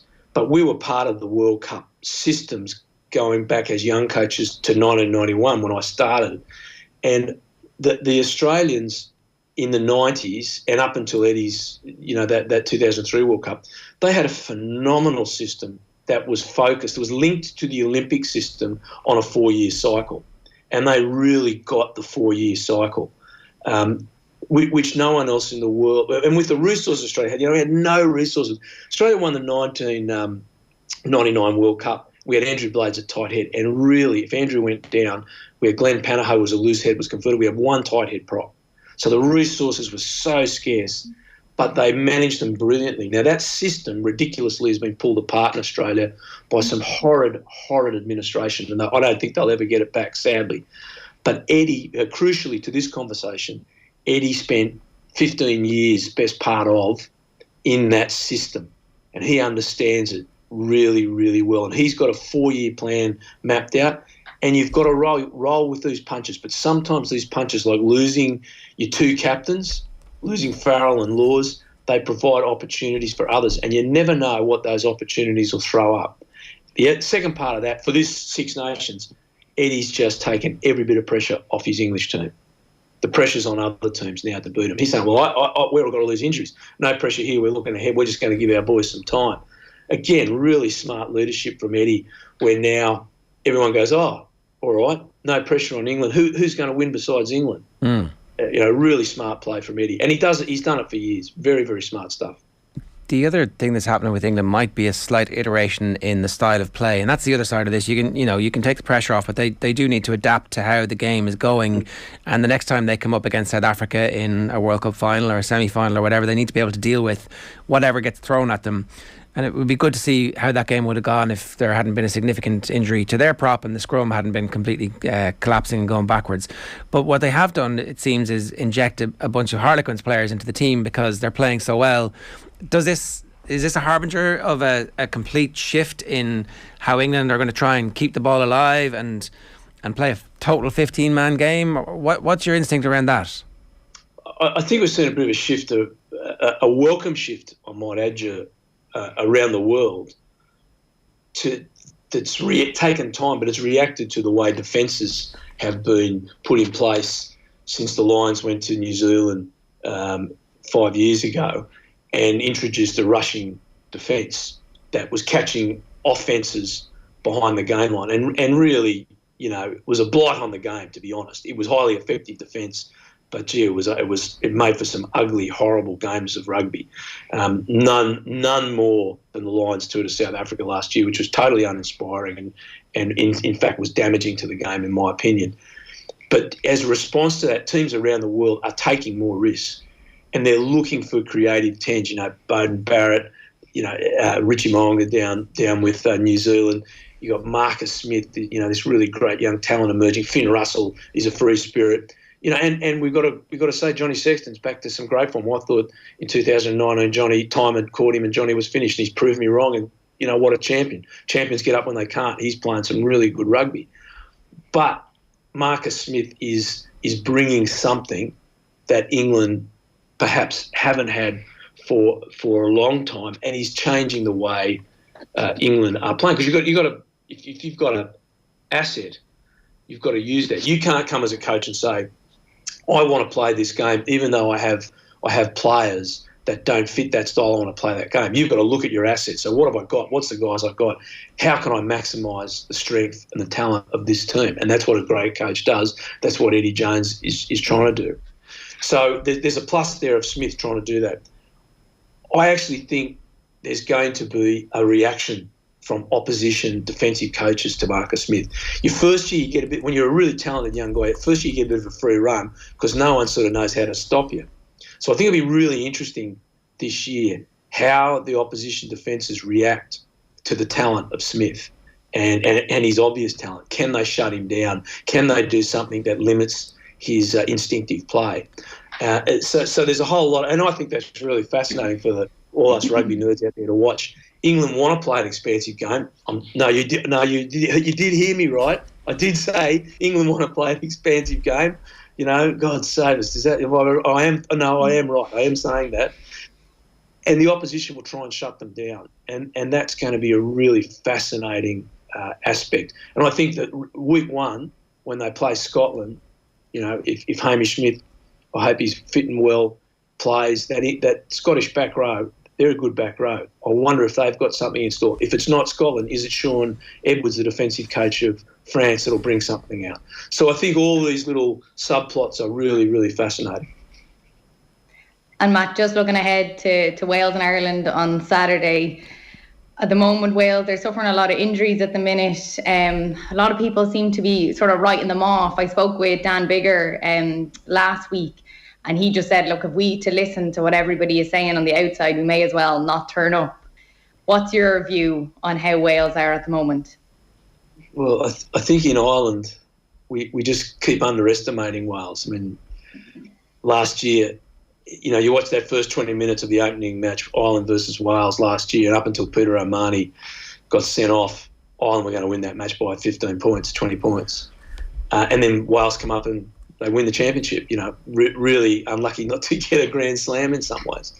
So you can't write them off. And I feel the Irish rugby community has, and it's hard not to when you look at the players that are out of that side, Ken Owens and Alan Wynne-Jones just to start with, Lee Halfpenny, they've lost so many quality players.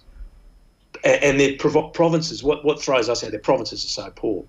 But when they put on that scarlet jersey, they are playing brilliantly. And we've got to respect that. And I think this is what we're saying out here in the media and in the rugby community, but I'm certain within the Irish camp that they're not writing them off. They're saying all the things I just said. Look, we haven't respected these guys enough over the years. We'll do it. But I still think at home, the record of Ireland at home, the Aviva, is nothing short of extraordinary.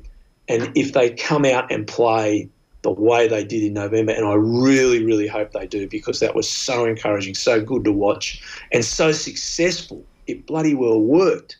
If they do that again, I think they'll do exceptionally well against Wales. But Wales, we guarantee this, they are not coming to Dublin to lie down. There will be a performance out there for the guys in the Welsh jersey to get a chance. I think it's going to be a really, really entertaining game of rugby. You mentioned Sexton and the great champion that he is, and there's talk in the press conferences that Ash was in during the week where he's already talking about a new contract to take him through to the World Cup. It was never a secret. We all knew this was going to happen, assuming that his fitness survived and his desire survived, and that's clear that is still there, so he wants to go to the World Cup. Is there any world where Ireland come to regret the fact that we're playing all our frontline players at the moment and that we're not doing what England are doing, although England have obviously been forced into it this far out from the World Cup, and that we're not creating the real depth? Like, we don't know what Joey Carbery's like when it's his job for 4 or 5 weeks in a row. We don't know what whoever else is actually going to be. What will Jack Carty be like if he's given a run behind a team that's going well? We don't really know these things. I think if you look across the breadth of the squad, I think there's great depth right across the squad. tight 5 back row. It's gee whiz, it's everywhere. Bundiaki, might make the 23, yet he's a Lion. So, we've got a few injuries on the wings. There's a little bit there, but there's still some really good players we can bring in. And if everyone's fit, it is a very, very, it's a great depth chart that Coach Farrell has, except at 10. And Ger, you're 100% correct. To give the coaches, to put some rationale into what the coaches are doing, Joey Carberry's just had this horror run of injuries where it has been impossible to play him, and he's lost a little bit of confidence. And just when he was getting that confidence back, that last kick against New Zealand and then coming out playing so well against Argentina, he gets injured again, the poor young man. So to be fair to the selectors, they haven't had that opportunity to give him another go. Every guy, then below Joey, whenever they've given someone a go, be it Burns, be it the Byrne brothers from Leinster or Jack at back of the World Cup, they haven't stood up. They haven't grabbed their opportunity. Now, for one of those 4 other out halves to not have stood up and played really well and said, I'm your man, that's a problem. And then for your next guy, which is Joey, to be in his injury profile that he's had, that's a big problem.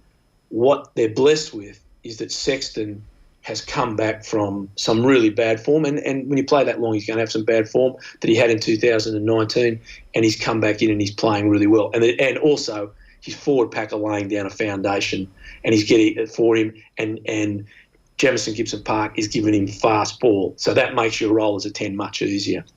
But yeah, if Sexton falls, he's a giant. He's cast this great shadow. It's hard to grow in the shadow of a giant, and that's a problem. But what the selectors can only do what they can do, and I think Sexton's still head and shoulders above every other 10 in the country, unfortunately for the selectors. And he's captain, and so therefore you have to pick him. Mm-hmm. Like, it's not like anybody else put their hand up and said, "Oh, put me in, coach, it's my time." It's like, well, no. I mean, you're going to have to wrestle this off him, and we're made it even harder to wrestle it off him because he's the captain. Yeah, and Johnny's personality, he's not a champion by accident. He's an aggressive winner. He hates losing, and he wears his heart in his sleeve, and he drives the standards of the team, and he drives his own standards. And if you fall below those standards, he'll let you know. And that's what you want from a leader. And, the players obviously respect him, and he's bringing this great, massive library of wisdom and understanding of the game into it. So he is the outstanding leader at the moment. There's no doubt about it. As I said, I wrote him off in 2019. He still had a great career. He'll still go into the World Rugby Hall of Fame, even if he finished in 2019, but it's just a mark of the man's greatness that he's come back from that, and he's all the things that you just said. He is the best player and the best leader in the country.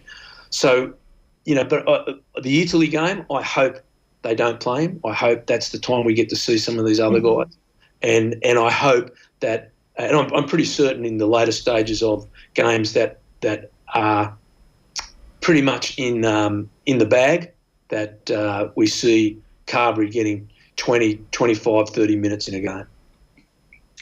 Yeah, Matt, that's what I was going to ask next. Just how do you develop these lads to get game time, but also as a coach, he's going to be thinking, I need a win now. I also need to keep the team tight-knit, know how to play together, all of those things, when sometimes if you're introducing lads, that sort of falls aside. So how do you balance all of that? It's really tough to do.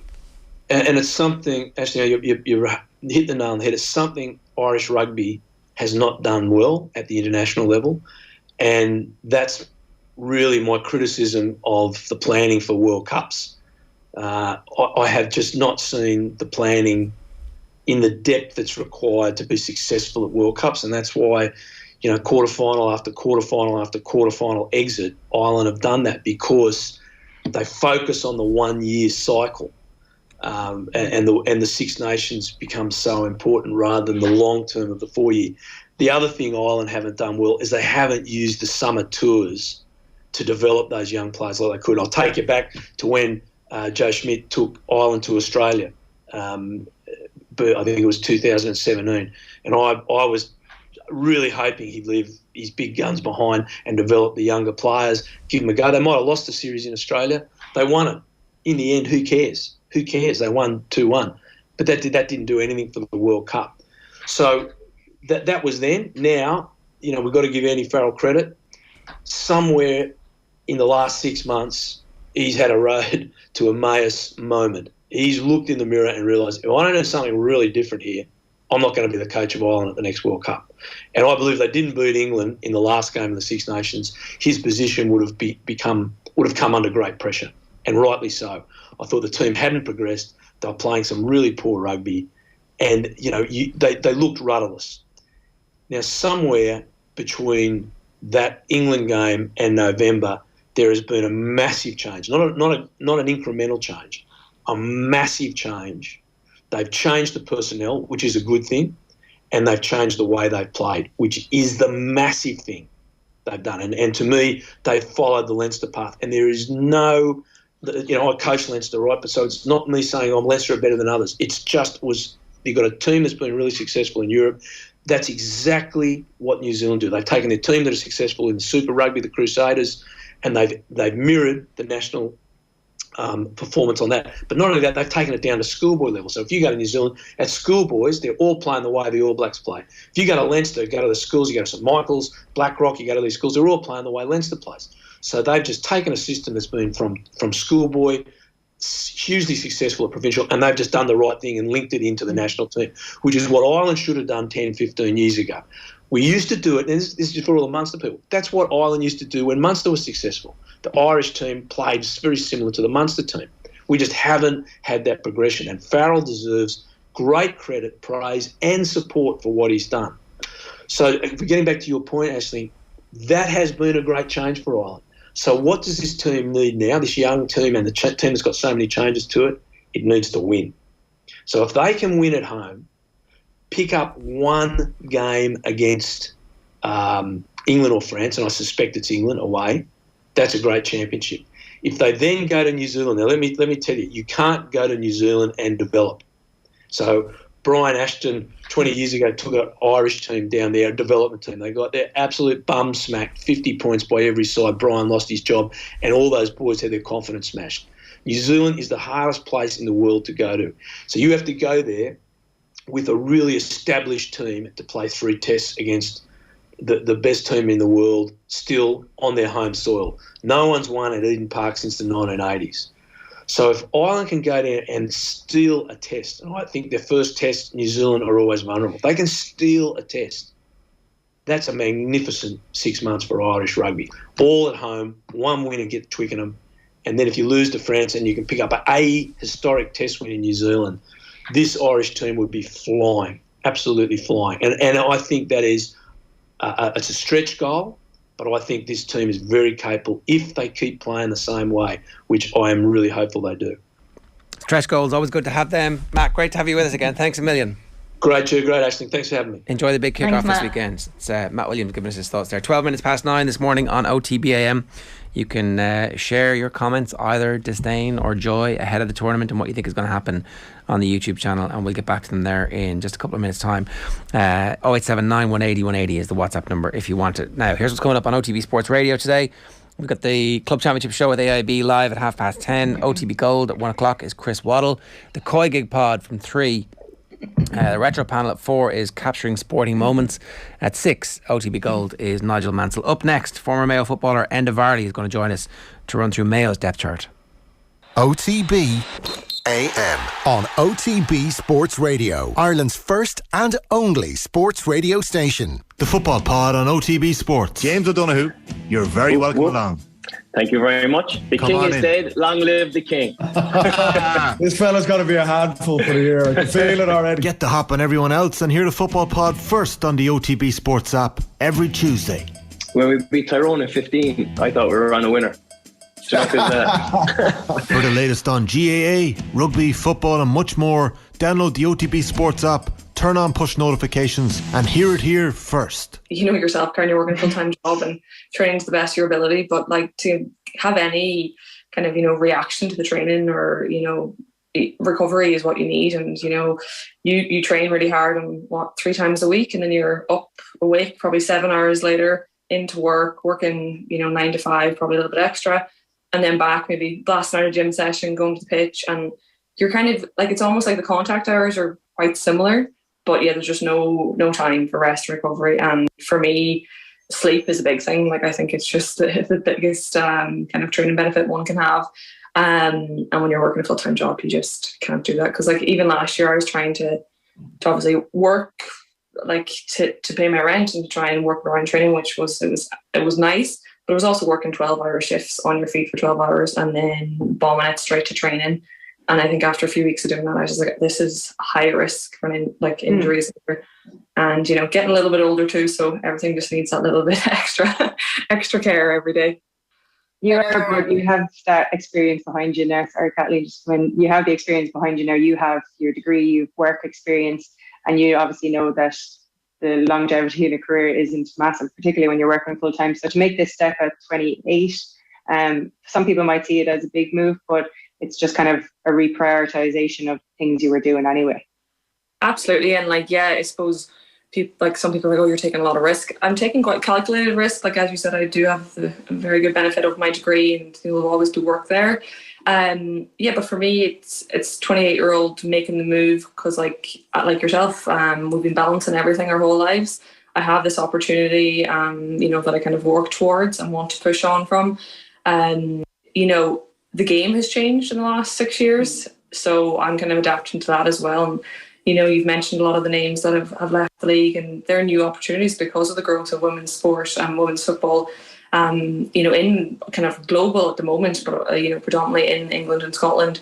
And yes, we don't want to be the feeder league into Scotland and UK, but until we can start competing, I think, at a financial level to allow us as players to make that bridge into semi-professional, professional, it's the only way it's really going to happen, because the more time we as players and management and staff can dedicate to the game, the better the game will get. With prices from only €289 for fully comprehensive car insurance, everyone's making the jump to getsetgo.ie. New business policies only. Prices subject to minimum premiums. T's and C's apply. MCL Insurance Services Limited Trading is getsetgo.ie is regulated by the Central Bank of Ireland. OTB AM. With Gillette, put your best face forward with our new and improved razors.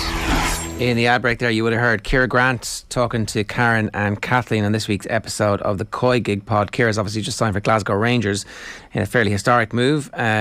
The Koi Gig Pod on OTB Sports is in association with Cadbury FC, official snack partner to the Republic of Ireland women's national team. You get the full episode now and all of the rest of the Koi Gig episodes, including the inaugural Koi Gig Transfer Awards, where Karen, Kathleen and Emma Carroll looked at the best, worst, most surprising and stupidest deals made in the world of women's football this January. That's all in your usual podcast spots. You can catch it on the Off The Ball YouTube channel right now as well. At 17 minutes past 9, it's time for us to turn our attention to the GA depth charts, and I'm delighted to say Enda Varley is with us to talk to us about the Mayo depth chart. Enda, good morning to you. How are you? Sure, how's the form? Good. Now, unfortunately, we did this we hadn't planned to do Mayo today in the aftermath of what looks like unfortunately a relatively serious injury. Tommy Conroy went down in a Sigerson game last night and was still on the field at half time being treated for a knee injury. I don't know if you've heard anything, but certainly there are concerns about him and how quickly he might be back. Yeah, look, I heard it last night. I saw it on Twitter last night. I haven't heard anything since about it. Obviously, look, they probably won't know themselves until he'll get a scan probably today or tomorrow, and then the news will be released after that, I suppose. It's obviously the second game he played in 48 hours. He was playing in Markovitz on Sunday. Not great conditions there. Yeah, two heavy pitches, Ger. Like this time of year, like it's like I was just even thinking about that this morning. Like 48 hours. I know he's obviously young. He's probably 21 years of age, like, but still, two very intense games in space of 48 hours. It's not. They're on about player welfare there now. It's not exactly a great look for the GA, but anyways. Well, I mean, it comes hot on the heels of the situation in Kerry where they were playing 2 games in the same day. Like, someone needs to come in, put their hand up and say, what are we doing here? Like, what do we want?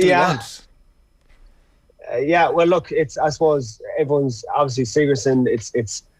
It'll be run off this month now, and it's hot and heavy, as you said there. Like, so it's just, what do you do? I suppose, look, at James is trying to get the best team out. Division 1 is so competitive. Jack O'Connor's doing the same thing.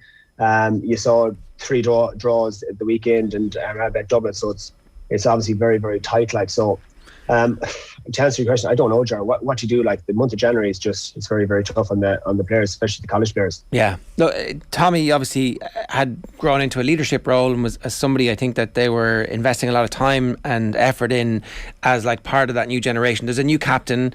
Oisin Mullen is coming back. I think Cora Staunton floated the notion that Tommy Conroy and Oisin Mullen are best mates, and when Tommy was made vice captain, that was a stroke of genius from James Horan. And just said, come on, just one more, come on, let's why wouldn't you? So look, he obviously is hugely important, and we saw he kind of came of age in the All-Ireland final last year in the second half as well, and that's what he has. Like, well, he's a line breaker. Like, he's any defender that's on him, any cornerback, even against Donegal there on Sunday, like, Jason Dock got 2 points off Tommy Conroy's hard work. Like, he beats the first man all the time, and once you beat the first man, you're creating those overlaps straight away. Like, so he's just sheer pace. He's very exciting to watch. Like, if he's not available for a sustained period of time, what difference will that make to Mayo? It will make a huge difference, but James always had the mentality of next man up, and you even saw it last year against Dublin in the semi-final. Oisin was out with a quad injury last year in the semi-final, and we saw how that result turned out in the end. Like, so, we're on about the depth chart here. Like, I found it very hard actually with Tommy to go through it, and there's definitely in the forward section anyway. There's definitely 7-8 guys there that can obviously come in and do a job for them. Yeah, and it's funny, like in when Mayo were going toe to toe with the great Dublin team, we were always constantly talking about the forwards. Some of them were reconstituted defenders. Some of their best attacking play was coming off the defenders, breaking forward. Now it seems like you actually do genuinely have real strength in depth and competition for places. Yeah, as I said, like there's 6 or 7, like Jason Dox obviously come back into the fold. He was a 2-year absent there with a cruciate. He'd done the 2 cruciates actually. So his mentality, the hard work that he's put in over the last 2 years, I'd like to see him to make a run this year. Then you have Darren Cohen is another guy that very good club form. You have the likes of Paul Tarry, Brian Walsh. Like, there's a lot of guys there that are going to be pushing for places. So yeah, there's no way, 2 ways about it. Like, Tommy's going to be a huge loss either way. Like, so it's just another option that's going to be gone. We have your attack depth chart up here. So the starters: Kevin Mack at 10, Ryan O'Donoghue at 11, Diarmuid O'Connor at 12, 13 is Tommy Conroy, 14 is Aidan O'Shea, and 15 is Cillian O'Connor. So we expect Cillian back sooner rather than later. You've got Aidan O'Shea at 14. Is this in any way controversial at the moment around Mayo, or is everybody actually slightly rushing to usher Aidan O'Shea off a starting role a bit too early in your view? It's like playing fantasy manager here. It's a bit artificial. The first of February doing the team out for this time of year. But anyways, look at Aidan. Will have his critics. He's still a very good ball winner inside. Ger, it's the as in it's obviously the 1st of February or 2nd of February now. The boys will start rolling now, see who's in form, who's going well in training. The league campaign coming up here, like, it's all, lads will put their hands up throughout the next couple of months, and James will go off that. Like, but with Aidan, I still think he offers too much not to start him. I think the critics have probably got inside his head a small bit too much. You think back to his earlier part of his career. He was a scorer. Like, he'd get 2 or 3 points a game, and that scoring ratio has come down a bit. And I just think, he used to be a free taker back in his earlier days. Like, so he's a very good striker of the ball. It's just, I think he's lacking in confidence, and that comes with huge. He's taken huge criticism over the last year. So I'd like him to kind of, I don't know, block out the noise and just get on with the job and just kind of go tunnel vision here for the next year or the next few months and try and get the best out of himself, because there's no doubt he has the talent to do that. I think the conversation around Aidan O'Shea is bananas. So Daniel Flynn played full forward for Kildare at the weekend and didn't score, created a lot of chances, and the narrative afterwards was, real mature from Daniel Flynn. This is a sensation. Look at him bringing other players into the game. If the same game had been played by Aidan O'Shea, those same commentators would be like, Aidan O'Shea's doing nothing anymore. Why is he not taking players on? It's just, you can't win for doing right when it comes to somebody like Aidan O'Shea. And you're right, it looks like he's got the yips from the frees that he misses in front of the goals, but that's all fixable. He is still a sensational asset to have, and I think Mayo will be ridiculous not to be planning for the year for him to start. Well, look, this is down to Aidan. As in, he has to. I suppose if he's in the full forward line, he has to be probably chipping in 2 or 3 scores a game and getting those marks, and as in those marks, as in putting those frees over. It's, I suppose the mark is kind of it's different in terms of the other forwards who aren't free takers. It's probably more nerve-wracking because they're not used to that kind of setup. From play, it's the split second. You don't even think about it. But when you have the mark, it's that's 2-3 seconds. You kind of slightly doubt yourself maybe for a couple of seconds. I'd like to see Aidan. Like to see Aidan just to get his confidence back and kind of block out the critics, because everyone will tell you that he's just a very, very good talent. I just hope he's we see that this year. Yeah, there's no denying Enda. He's a massive talent and he's huge for Mayo. But I was sort of thinking about how they play and how the difference off the bench for Mayo needs to be more. It needs to have more of an impact this year, I feel. And if you finish with Aidan on the pitch, is that not more of a benefit than him starting and having to come off? Well, it depends what kind of game you're playing. Mayo are playing a running game at the moment, so I'd like to see Mayo. You see the kind of Paddy Irk and the Oisin Mullins, the Enda Hessians, the Owen McLaughlins. Their first instinct is to take a solo. I'd like to see that kind of mentality or attitude change, as in, right, first time you get the ball, right, is there a kick pass on here? No, all right, I can take a solo then. But as I played inside forward myself, so if you're an inside forward and you're looking and that guy's going to take a solo, his first instinct to take a solo and run with the ball, well then it kind of throws the inside forward line off here. So it's kind of getting that everyone being on the same page, as in, I'd like to see Mayo move the ball a lot quicker. They're running the ball an awful lot, and you saw that in the All-Ireland final last year where Tyrone, they get obviously men back very, very quickly, and that running game suited Tyrone and it obviously didn't suit Mayo. Yeah, I suppose that's the point of these league campaigns, is to establish exactly what the pattern of play is going to be this year and how everybody fits into it. Let's talk about Cillian O'Connor and Jason Doherty then, because if Conroy is a loss, and again we don't know how bad the injury is, hopefully it's just a sprain, but if those two are coming back, that's massive. And if they're coming back at the level that we think they can come back at, then that's an incredible addition to the team. Look, Cillian obviously leading all-time leading scoring forward in GA. So he's, look, I don't have to talk about Cillian here. Everyone knows about him. He's I thought last year is actually having his best year for, I'd say, probably 2014. I remember he was absolutely flying in 2014. And last year was up to that par again. So, look, he's coming back off a serious injury. I hope he'll be back sometime in the next couple of months.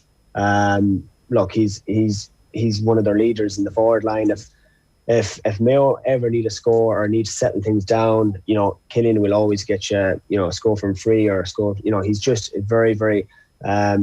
He's still only. I suppose he's 29 now, but he's been mature beyond his years, since he was 21 years of age. He's been an unbelievable servant for Mayo, and he's just, if he comes back, it'd be a major, major plus for them. So even his tackling as well, he's probably one of the best forwards in the game for tackling. So even that aspect of his game, Mayo will definitely benefit from. And what about Doherty?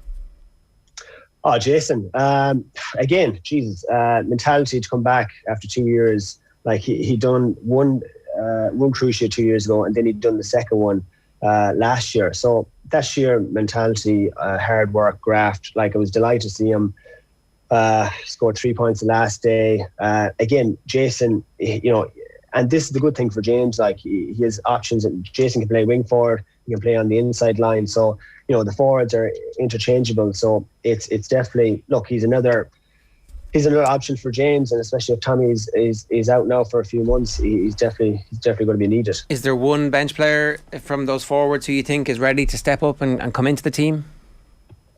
Well, from the 6 I've picked, I suppose Jason would be definitely the kind of go-to guy there. Darren Cohn is definitely another guy that could definitely do a job in the full forward line. Who else have I in the replacements there? Sure, I can't see the screen. Stick it up for us there. I'll read them out to you. So you've got Darren Cohn, Fionn McDonough, Jason Doherty, Fergal Boland, Darren McHale, James Carr, Aidan Orme, and Brian Walsh. A lot of hype around Aidan last year. Aidan Orme. Yeah, he's a good player. Obviously, Knockmore plays for Knockmore, the full forward line, or kind of drifts out a bit with Knockmore. Obviously, county champions this year. Yeah, I'd like to see a bit more, obviously league game time for him and see how he gets on there, because he's physically a very, very strong player. He's probably about 6 foot. Good jets, good gas to him, good pace. So he's a left footer as well. So yeah, I'd like to see him get more game time.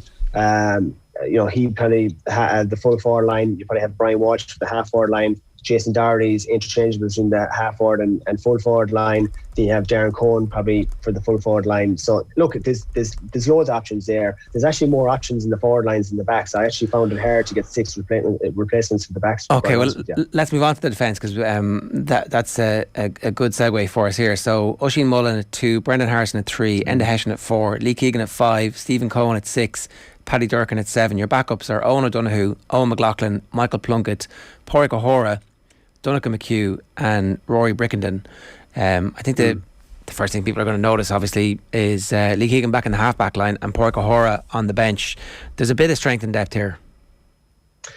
There again, like, it's not, there's no right answer here. It's I suppose I went to it, like I saw, like Stephen Cohen started full back against, he had number 3 on his back against Donegal. I think Mayo, one thing James has to sort out from this league is getting his full back and centre back sorted here, because they're obviously the spine of the team is very, very important. So I'd like to see Brendan Harrison get a bit more game time in the full back. I'd like to see Stephen Cohen, obviously captain this year. I'd like to see him get a settled position, because obviously the roles between, he's been wing back, he's full back and centre back. The roles are completely different between those 3 positions. So I'd like to see, especially for the league, like, to get some clarity, or some for the defence to have some understanding in the roles they're playing, especially with 6 and 3, especially 6, because obviously 6 plays a pivotal role between holding the middle, covering your full back line, communication, all that comes into play here. So you need a really good leader there, and Stephen hopefully would be that man. Can I just ask you a bit about that? Because listening to Paddy Andrews on the football pod, he talks about they know whenever they're going up against Mayo that it's chaos, it's man on man, and it's going to be end-to-end stuff mostly. Now, that wasn't always the case. There's certainly at the end of games it was. At the start of games, there was a lot of kind of claustrophobia and tension. What is Mayo's definitive style of play when it comes to defending? When it comes to defending, it's getting this one I like to see, Ger. Like, I'm seeing like Tommy Conroy, like Ryan O'Donoghue. It's just literally people getting as many tackles in as possible. If they're drifting back with the play and working as hard as they can, like, that's James's mantra. It doesn't matter if you're in the full forward line, you're tracking that man. If that man is going 50, 60 yards, you're tracking him. So they're on about the chaos. Like, I'd like to see more structure in Mayo, to be honest. This year, I'd like to see, I suppose, the structure in terms of, as I said there, as in the centre back covering their half back line. I don't like to see the full forward line getting sucked back as deep, if I'm being honest with you, because obviously, Mayo are playing a bit of a counter-attacking game. They're playing a running game, and again, as I said to you, that will work for some teams, but there has to be a plan B for Mayo, and they have to, I suppose, again, harken back to the All-Ireland final. Like, they had 2 weeks to prepare, obviously, from the the Dublin game for the All-Ireland, they had 3 weeks, but Tyrone obviously played the week after, so they only knew 2 weeks out that they had Tyrone. So their game all year wasn't suited to playing Tyrone really, because obviously they're playing that running game like. So they have to be able to adjust and obviously adjust to the team they're playing with, and it's not one way will work for all. They have to be able to change with the team. They have to be able to change by the opposition they're playing. Yeah. And is the personnel there in that group of defenders they have at the moment to be able to deal with? So if you think back to the goals that they conceded in the second half in the All-Ireland final, like it's one of them is Route 1. Like it's the definition of Route 1. And in a way, it must be as galling for Mayo fans to sit and watch that and think, "Oh Jesus," because it's different. But there's a bang of the goal that Michael Murphy scored in the All-Ireland final off that, where it's like, this is very straightforward. The opposition, one's a diagonal ball, one's a tapped on kick. Now, granted, the execution is at insane levels, like all-time great levels in an All-Ireland final to be able to pull it off. But it was fairly rudimentary defending that would have stopped both of those if you knew that it was coming. Are the personnel there, or is it just not the defensive instincts that are missing from Mayo?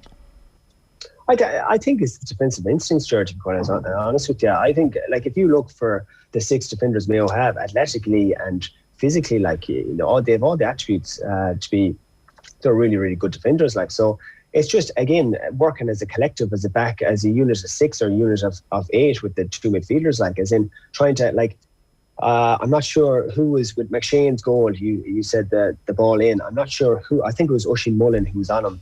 Like, I suppose if Robbie didn't come out, McShane would have caught that ball. If McShane caught that ball, Oisín would have came around, and he would have been, obviously Oisín is between McShane and the goal. So I think probably for that goal, Robbie should have stayed on his line, and McShane wouldn't have punched that ball in. Do you know what I mean? McShane would have been forced to catch that ball when it came in that time. And to be honest, it was actually the other goal that I was thinking of, and it reminded me of Dublin Donegal, when Donegal were actually just able to push the ball over the midfield, and Ryan McHugh was running on, and they did that. And it's like, it's not the same goal, but it's not a million miles away. And Dublin went off and completely reconstituted their defence. The sweeper comes in, and they never ever get caught like that again. They're going to grind you out. There's no more chaos. That's the end of the chaos from a Dublin perspective. Yes, correct. Yeah, I totally agree with you. Again, that's why I'm saying about Stephen Cohen at 6, or if James has a guy in mind at centre back, like Conor Sullivan played that pivotal role for Dublin for 5-6 years since Ger Brennan stepped away, and Ger obviously played it before that. Like, so you need that, obviously, that communication between your 6 and the full back line. I know, as an inside guy, if we say if my marker, if I'm at 13 and my marker is covering the wing side, and 6 is covering that inside channel, that the centre basically, well, I'm finding it very difficult to win any primary ball whatsoever. So again, without that 6, I have much more scope to run into. So it's again, that communication between 6 and the full back line is huge. And then just the last one on the defence, Pádraig O'Hora, he's someone that I would say he's very defensively, instincts are on point. And last year he really shown that. You have him as a backup. Yeah, again, it's not. It's just personal preference. I suppose I'd have a bit of a soft spot for Enda Heschen. He's obviously from the club at home, from my own club at home. He's about 20 years of age. I again, for the league, I definitely give him a run out. So look, he's serious pace, good defensive instincts, a really good ball player. Look, it's a toss up really, to be quite honest with you. There's probably look at it. When you look at that Mayo defence, the 4 definites really are Paddy Durkin, Stephen Cohen, you have Oisín Mullen, and you have Lee Keegan. Yeah, they're the 4, and then you have two kind of two so as in I'm not sure. And then you have but obviously both can make an impact off the bench as well. Which is great. Yeah, exactly. And it's the same in the forward line. You have 4 kind of definite starters there, and the 2 I'm kind of no one really knows. James doesn't even know that himself, I'd say. In midfield, you've gone for Conor O'Shea and Matty Ruane as your starters, and your backups are Loftus and Flynn. So Conor O'Shea is ready for this, do you think? I'd like to see him get a run out again, Ger. League format. I'd like to see him get a few games in the league. I think, again, another guy that's been heavily criticised throughout his career. And again, I'd like to see him kind of block out the noise. And I've obviously played with him. He's physically very, very strong. He's all ball skills in the world, left and right. I just think he'd be a very good link between from defence into attack, transition that ball quicker. I think he kicks the ball a lot more instead of just getting the head down and solar, and his instinct is to kick it straight off. And I think he's usually a half forward, a full forward. As a midfielder, you can kind of grow into the game a bit more. You get on a bit more ball without someone up your arse all the time. So I think he'd be able to grow into the game, and I think he's definitely I'd definitely give him a few games there in midfield and see how he gets on. All right, and then Robbie Henley and Rory Byrne are the keepers. I think that's fairly obvious at this stage. With Robbie, look, I suppose we've been blessed down through the years with good keepers. Obviously, Clark is stepping away, but Robbie will probably hold that spot now for the next year or two until, I don't know, Rory's there, obviously. I don't know who the third choice keeper, I'm not even too sure, Ger, who it is in Mayo at this moment in time. All right, and we leave it there. Great stuff. Thanks a million. Plenty of food for thought. No, that's a Ger. Cheers, mate. Enda Varley there giving us his thoughts on that. OTB AM brought to you by Gillette. Good morning. Start with Gillette. Put your best face forward with their new and improved razors. It is an embarrassment of riches, Ash, like most counties. We're like, that person would be a sub on. I don't think so. I know. And I asked him a harsh question there about Paudie O'Hara, but I just thought he was brilliant last year. But I think the difference with Mayo this year, hopefully, if the bench can really provide, because we've seen it's a 20-person game now, Yeah. So hopefully that can really have a big impact for them. Yeah, some counties are even faking head injuries to make it a 21-person game. James O'Donoghue and Paddy Andrews are back with episode 2 of the new season of the Football Pod. It's available everywhere right now. Just search for the Football Pod. Naturally, the Dubs featured pretty heavily on this week's show and what went wrong with them. But just have a listen here. James O'Donoghue talking about Rian O'Neill's finish for that first Armagh goal. Reminds me of James. Donny had this quote in 2014 that Gooch was out injured that year, and he spent a year telling Kieran to pass the ball to the net.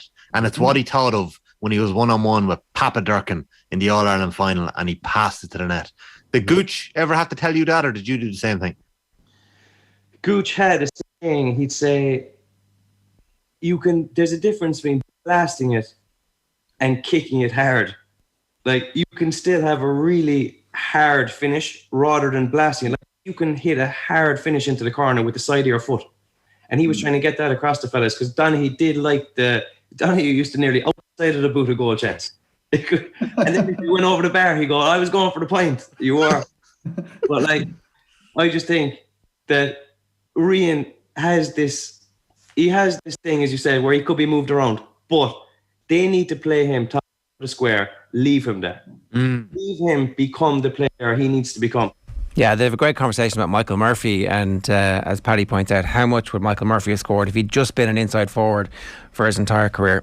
We'll obviously never know. OTB AM brought to you by Gillette. Good morning. Start with Gillette. Put your best face forward with their new and improved razors. A very special show as Owen joins us live from the heart of Wales tomorrow. Aisling will be back with us on Friday, of course. Right now we're bringing you Tara Sullivan talking about the legacy of Tom Brady with Joe from Boston. Have a look. Toss to White. He's in. Patriots win the Super Bowl. Brady has his 5th. What a comeback. Coach talks about you never know which play it's going to be in the Super Bowl, and there was probably 30 of them tonight that if any one of those would have been different, the outcome could have been different. But I'm so proud of our guys, our coaches, the team. It's unbelievable, what these guys have accomplished all season. I'm just proud to, be a part of this great group. Thank you to all our fans, everyone back in Boston, New England. We love you. You've been with us all year. We're bringing this sucker home. Tom Brady. Tom Brady, that was February 2017 after Super Bowl 51, an amazing comeback against the Atlanta Falcons. Won't call it his finest hour because, frankly, he's had a lot of fine hours. And this afternoon, he has confirmed what since Sunday in particular we all thought was coming, his retirement from the sport. Very happy to bring in Tara Sullivan of the Boston Globe. Hey, Tara. Hello, how are you? Very well. Quiet day over there, I would think. Slow news day. Yeah. So Tom Brady, in his lengthy statement, he said, "I've always believed the sport of football is an all-in proposition. If a 100% competitive commitment isn't there, you won't succeed." And naturally enough, he's reached the conclusion he can't make that competitive commitment. Yeah, I mean, it's funny. I thought it was funny anyway. He didn't use the word retirement. A lot made over here in New England that he also didn't use the word Patriots anywhere in that retirement announcement. But he didn't actually use the word retirement. It's almost like maybe he's not quite ready to chew on that word, or I don't know. But I do think it speaks to everything that made Brady great was not only his talent, but the work, the dedication, the all-in, that, you know, just outworking everybody. And that was such a big competitiveness, you know, just that intense competitiveness to win. I think all of that is what made him great. So to speak to that in his announcement, to me, was not at all surprising. It makes sense. 7 Super Bowls, 22 seasons, 5-time Super Bowl MVP, 3-time NFL season MVP, any number of passing records you care to mention. First Super Bowl was in 2002. Last Super Bowl was in 2021. It's an utterly outrageous career. He is the greatest champion. He has the greatest career. He's the most accomplished NFL player, without question. Is he also the greatest player? That's a great question, and I think people will have fun debating it because we're so biased toward the quarterback for sure, and of course the quarterback has to do the most on the field, that I think it's fair to probably elevate that position.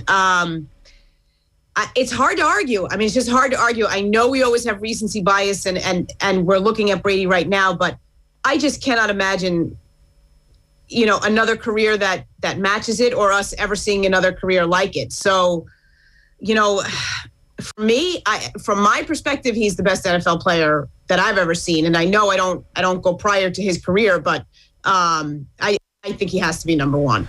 See, I would have thought so too. And I'm not an NFL aficionado at all, but I just think there's a very natural hesitancy on everyone's part to say with any kind of certainty that he's the greatest player of all time, because it feels like a very unfair thing to do, to compare different generations, to compare different positions. And yet it also just looks blindingly obvious when you take a glance at his career. I mean, I would have thought, actually, I saw Marca over in Spain the other day when his initial retirement was made and then deleted and all that messing around went on. But I mean, they weren't talking, is he the greatest NFL player in history? They were saying, is he the greatest sports person in history? Yeah. Is he the greatest athlete in history? And, you know, Messi, Pele, Maradona, Muhammad Ali, Federer, Nadal, Djokovic, whoever you want to mention, he's more that conversation. He's almost automatically the NFL representative, is almost how the world sees him. It's a great question, but really, that speaks to his global impact, which does also, to a large degree, go with his recency, like that global impact, because he's one of the guys who helped bring the NFL to the global stage. I will tell you that even in New England, you would probably get some argument that he's the greatest New England champion of all time, because Bill Russell, who played for the Celtics and was an incredible basketball player, won more championships, so at different levels. But I would agree with you. You know, you're right. The comparisons, that's what we have fun with in sports. We love to compare statistics. The numbers are such a big part of the conversation always. But it is difficult to compare different positions, different generations. You know, is Babe Ruth the greatest baseball player in America of all time, or somebody more recent? Who knows? But it's part of the fun, if you ask me. And I think for someone who has an opinion that Brady's number one, it's not necessarily a slight, you know, on the Joe Montanas of the world. It's just, you know, this is the guy that I think when you combine it all, because not only was he one of the most talented with the numbers and compiling numbers and winning MVPs, he also is the best champion. So I think that's hard to argue with. Who'd be his closest competition within the confines of NFL all-time greatness? Yeah, it's funny because you almost had me thinking on the spot, like, who am I thinking of, right? I mean, Montana, you know, and Jerry Rice, who were great with the 49ers. Jim Brown was a great, you know, considered the best running back of all time. I'd even have to stop and think about who even belongs in that conversation, on the defensive side, the Lawrence Taylors of the world. But I have a hard time off the top of my head even coming up with a comparable one right now, maybe because it's all Brady all the time at the minute. But the numbers are just impossible to counter with anybody else. He released a very lengthy statement. So let me just list off, you've alluded to this point, let me just list off the various people and entities that Tom Brady does thank in this very long statement. He thanks, in no particular order here, his Bucs teammates. He thanks the Bucs fans. He thanks the city of Tampa Bay. He thanks the Glazer family. He thanks the Bucs GM Jason Licht. He thanks Bruce Arians, the Bucs coach. He thanks the rest of the Bucs coaching staff. He thanks the remainder of the Bucs staff and employees. He thanks his personal trainer, Alex Guerrero.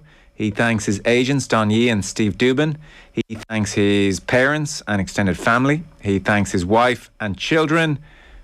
I think that's can't really think of who else. I mean, that kind of covers it, really. That covers my 22 years. So that's mic dropping out. I go, wow, that is so pointed. That's like a statement of war.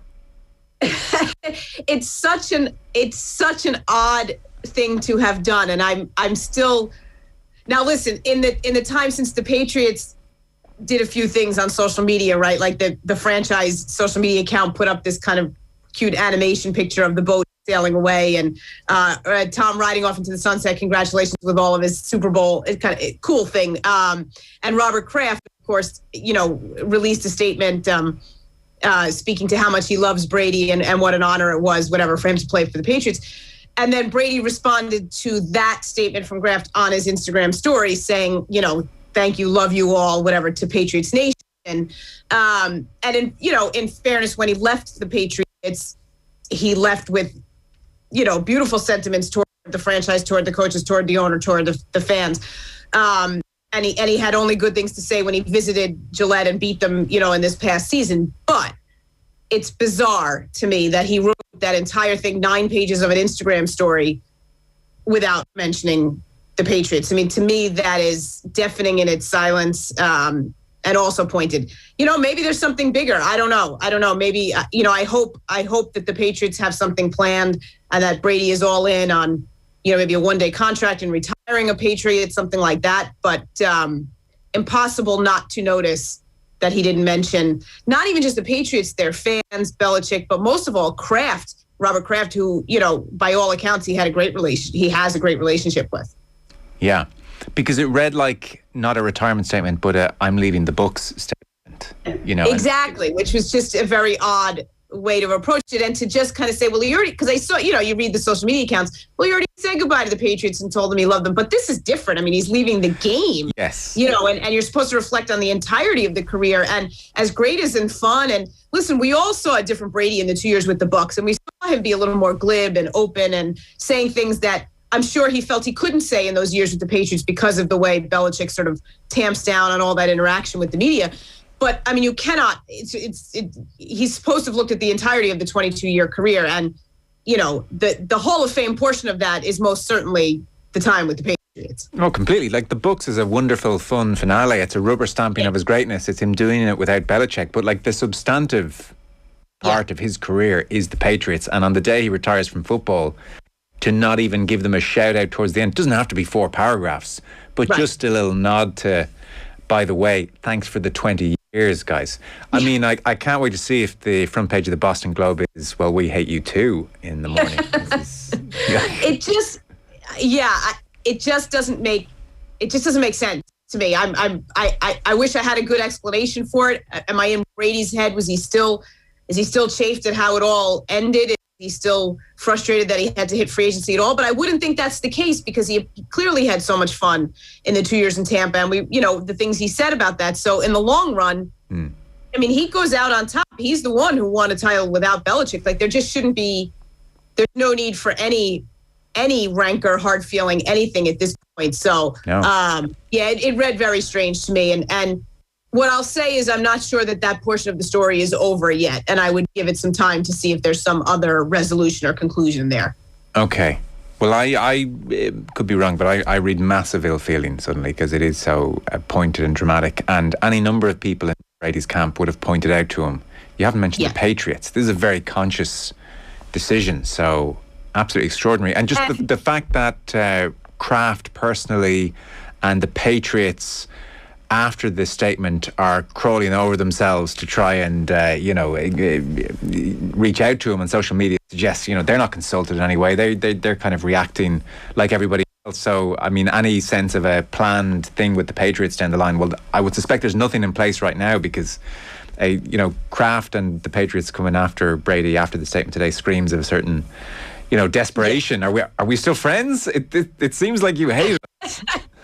Well, yeah, the whole thing, I mean, and let's be honest, like from the very beginning, I can't, listen, Tom Brady is saying all, in terms of where he is with his decision, the right things. Like I feel like I'm the luckiest man in the world, and to say that at the end of his career. But he can't feel great about how the whole thing went down, and the fact that whatever did get leaked over the weekend, and that was prior to the championship games, and that for a very media savvy guy like Tom, to kind of take the spotlight away, and then have it, even last night in his podcast with Jim Gray, to say he was still mulling it over, and then come out this morning. Like, the whole thing to me has been very inartful. It's been a little bit clumsy. So that the fact that we still have some clumsiness today, maybe that's where I shouldn't be surprised. But I'm with you 100%. One sentence, one paragraph, something in there. There absolutely should have been something in that statement directed at the Patriots. And it certainly feels, like I said, for a savvy guy like Tom, that it had to have been deliberate. Oh, yeah.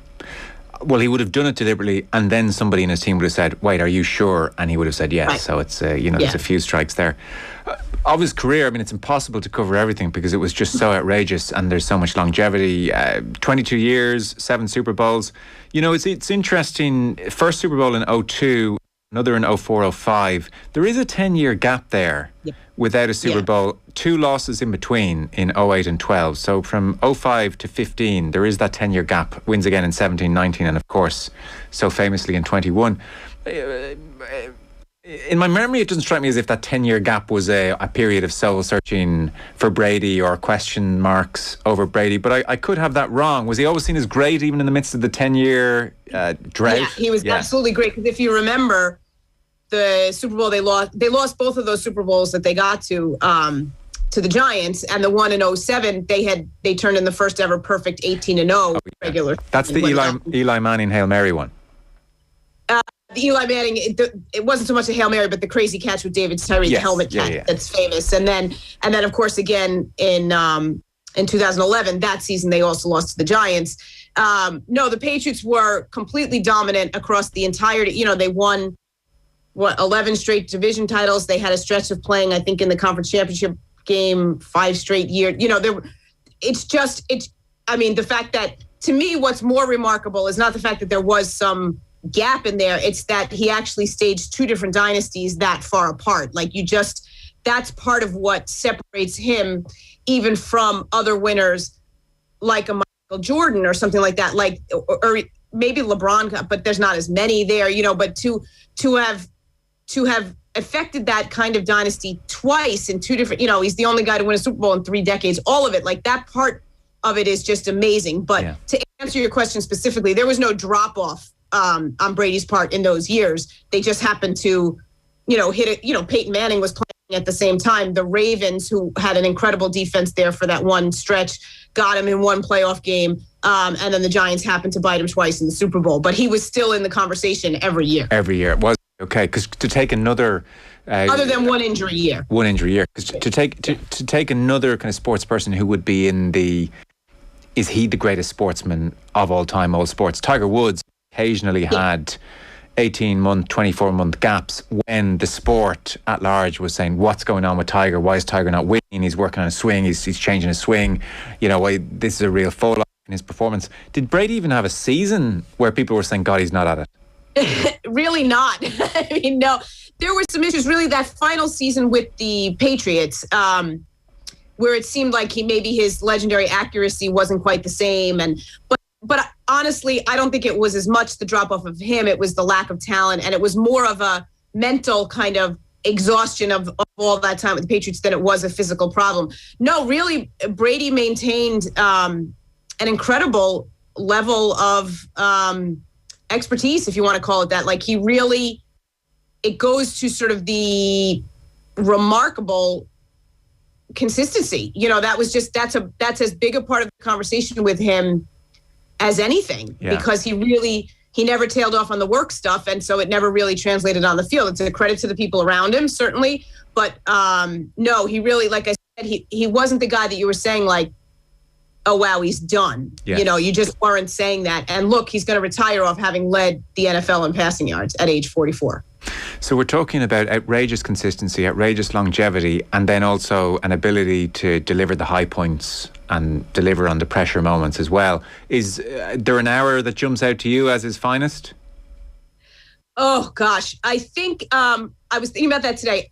You have to mention the Super Bowl, the one when he beat the Falcons and they were down 28-3, and he just kind of willed that team to victory. And I think in particular that season, that moment, because it came at the end of the season, that started with the 4-game suspension over that Deflategate issue, which is one of the kind of controversies that hung over Brady.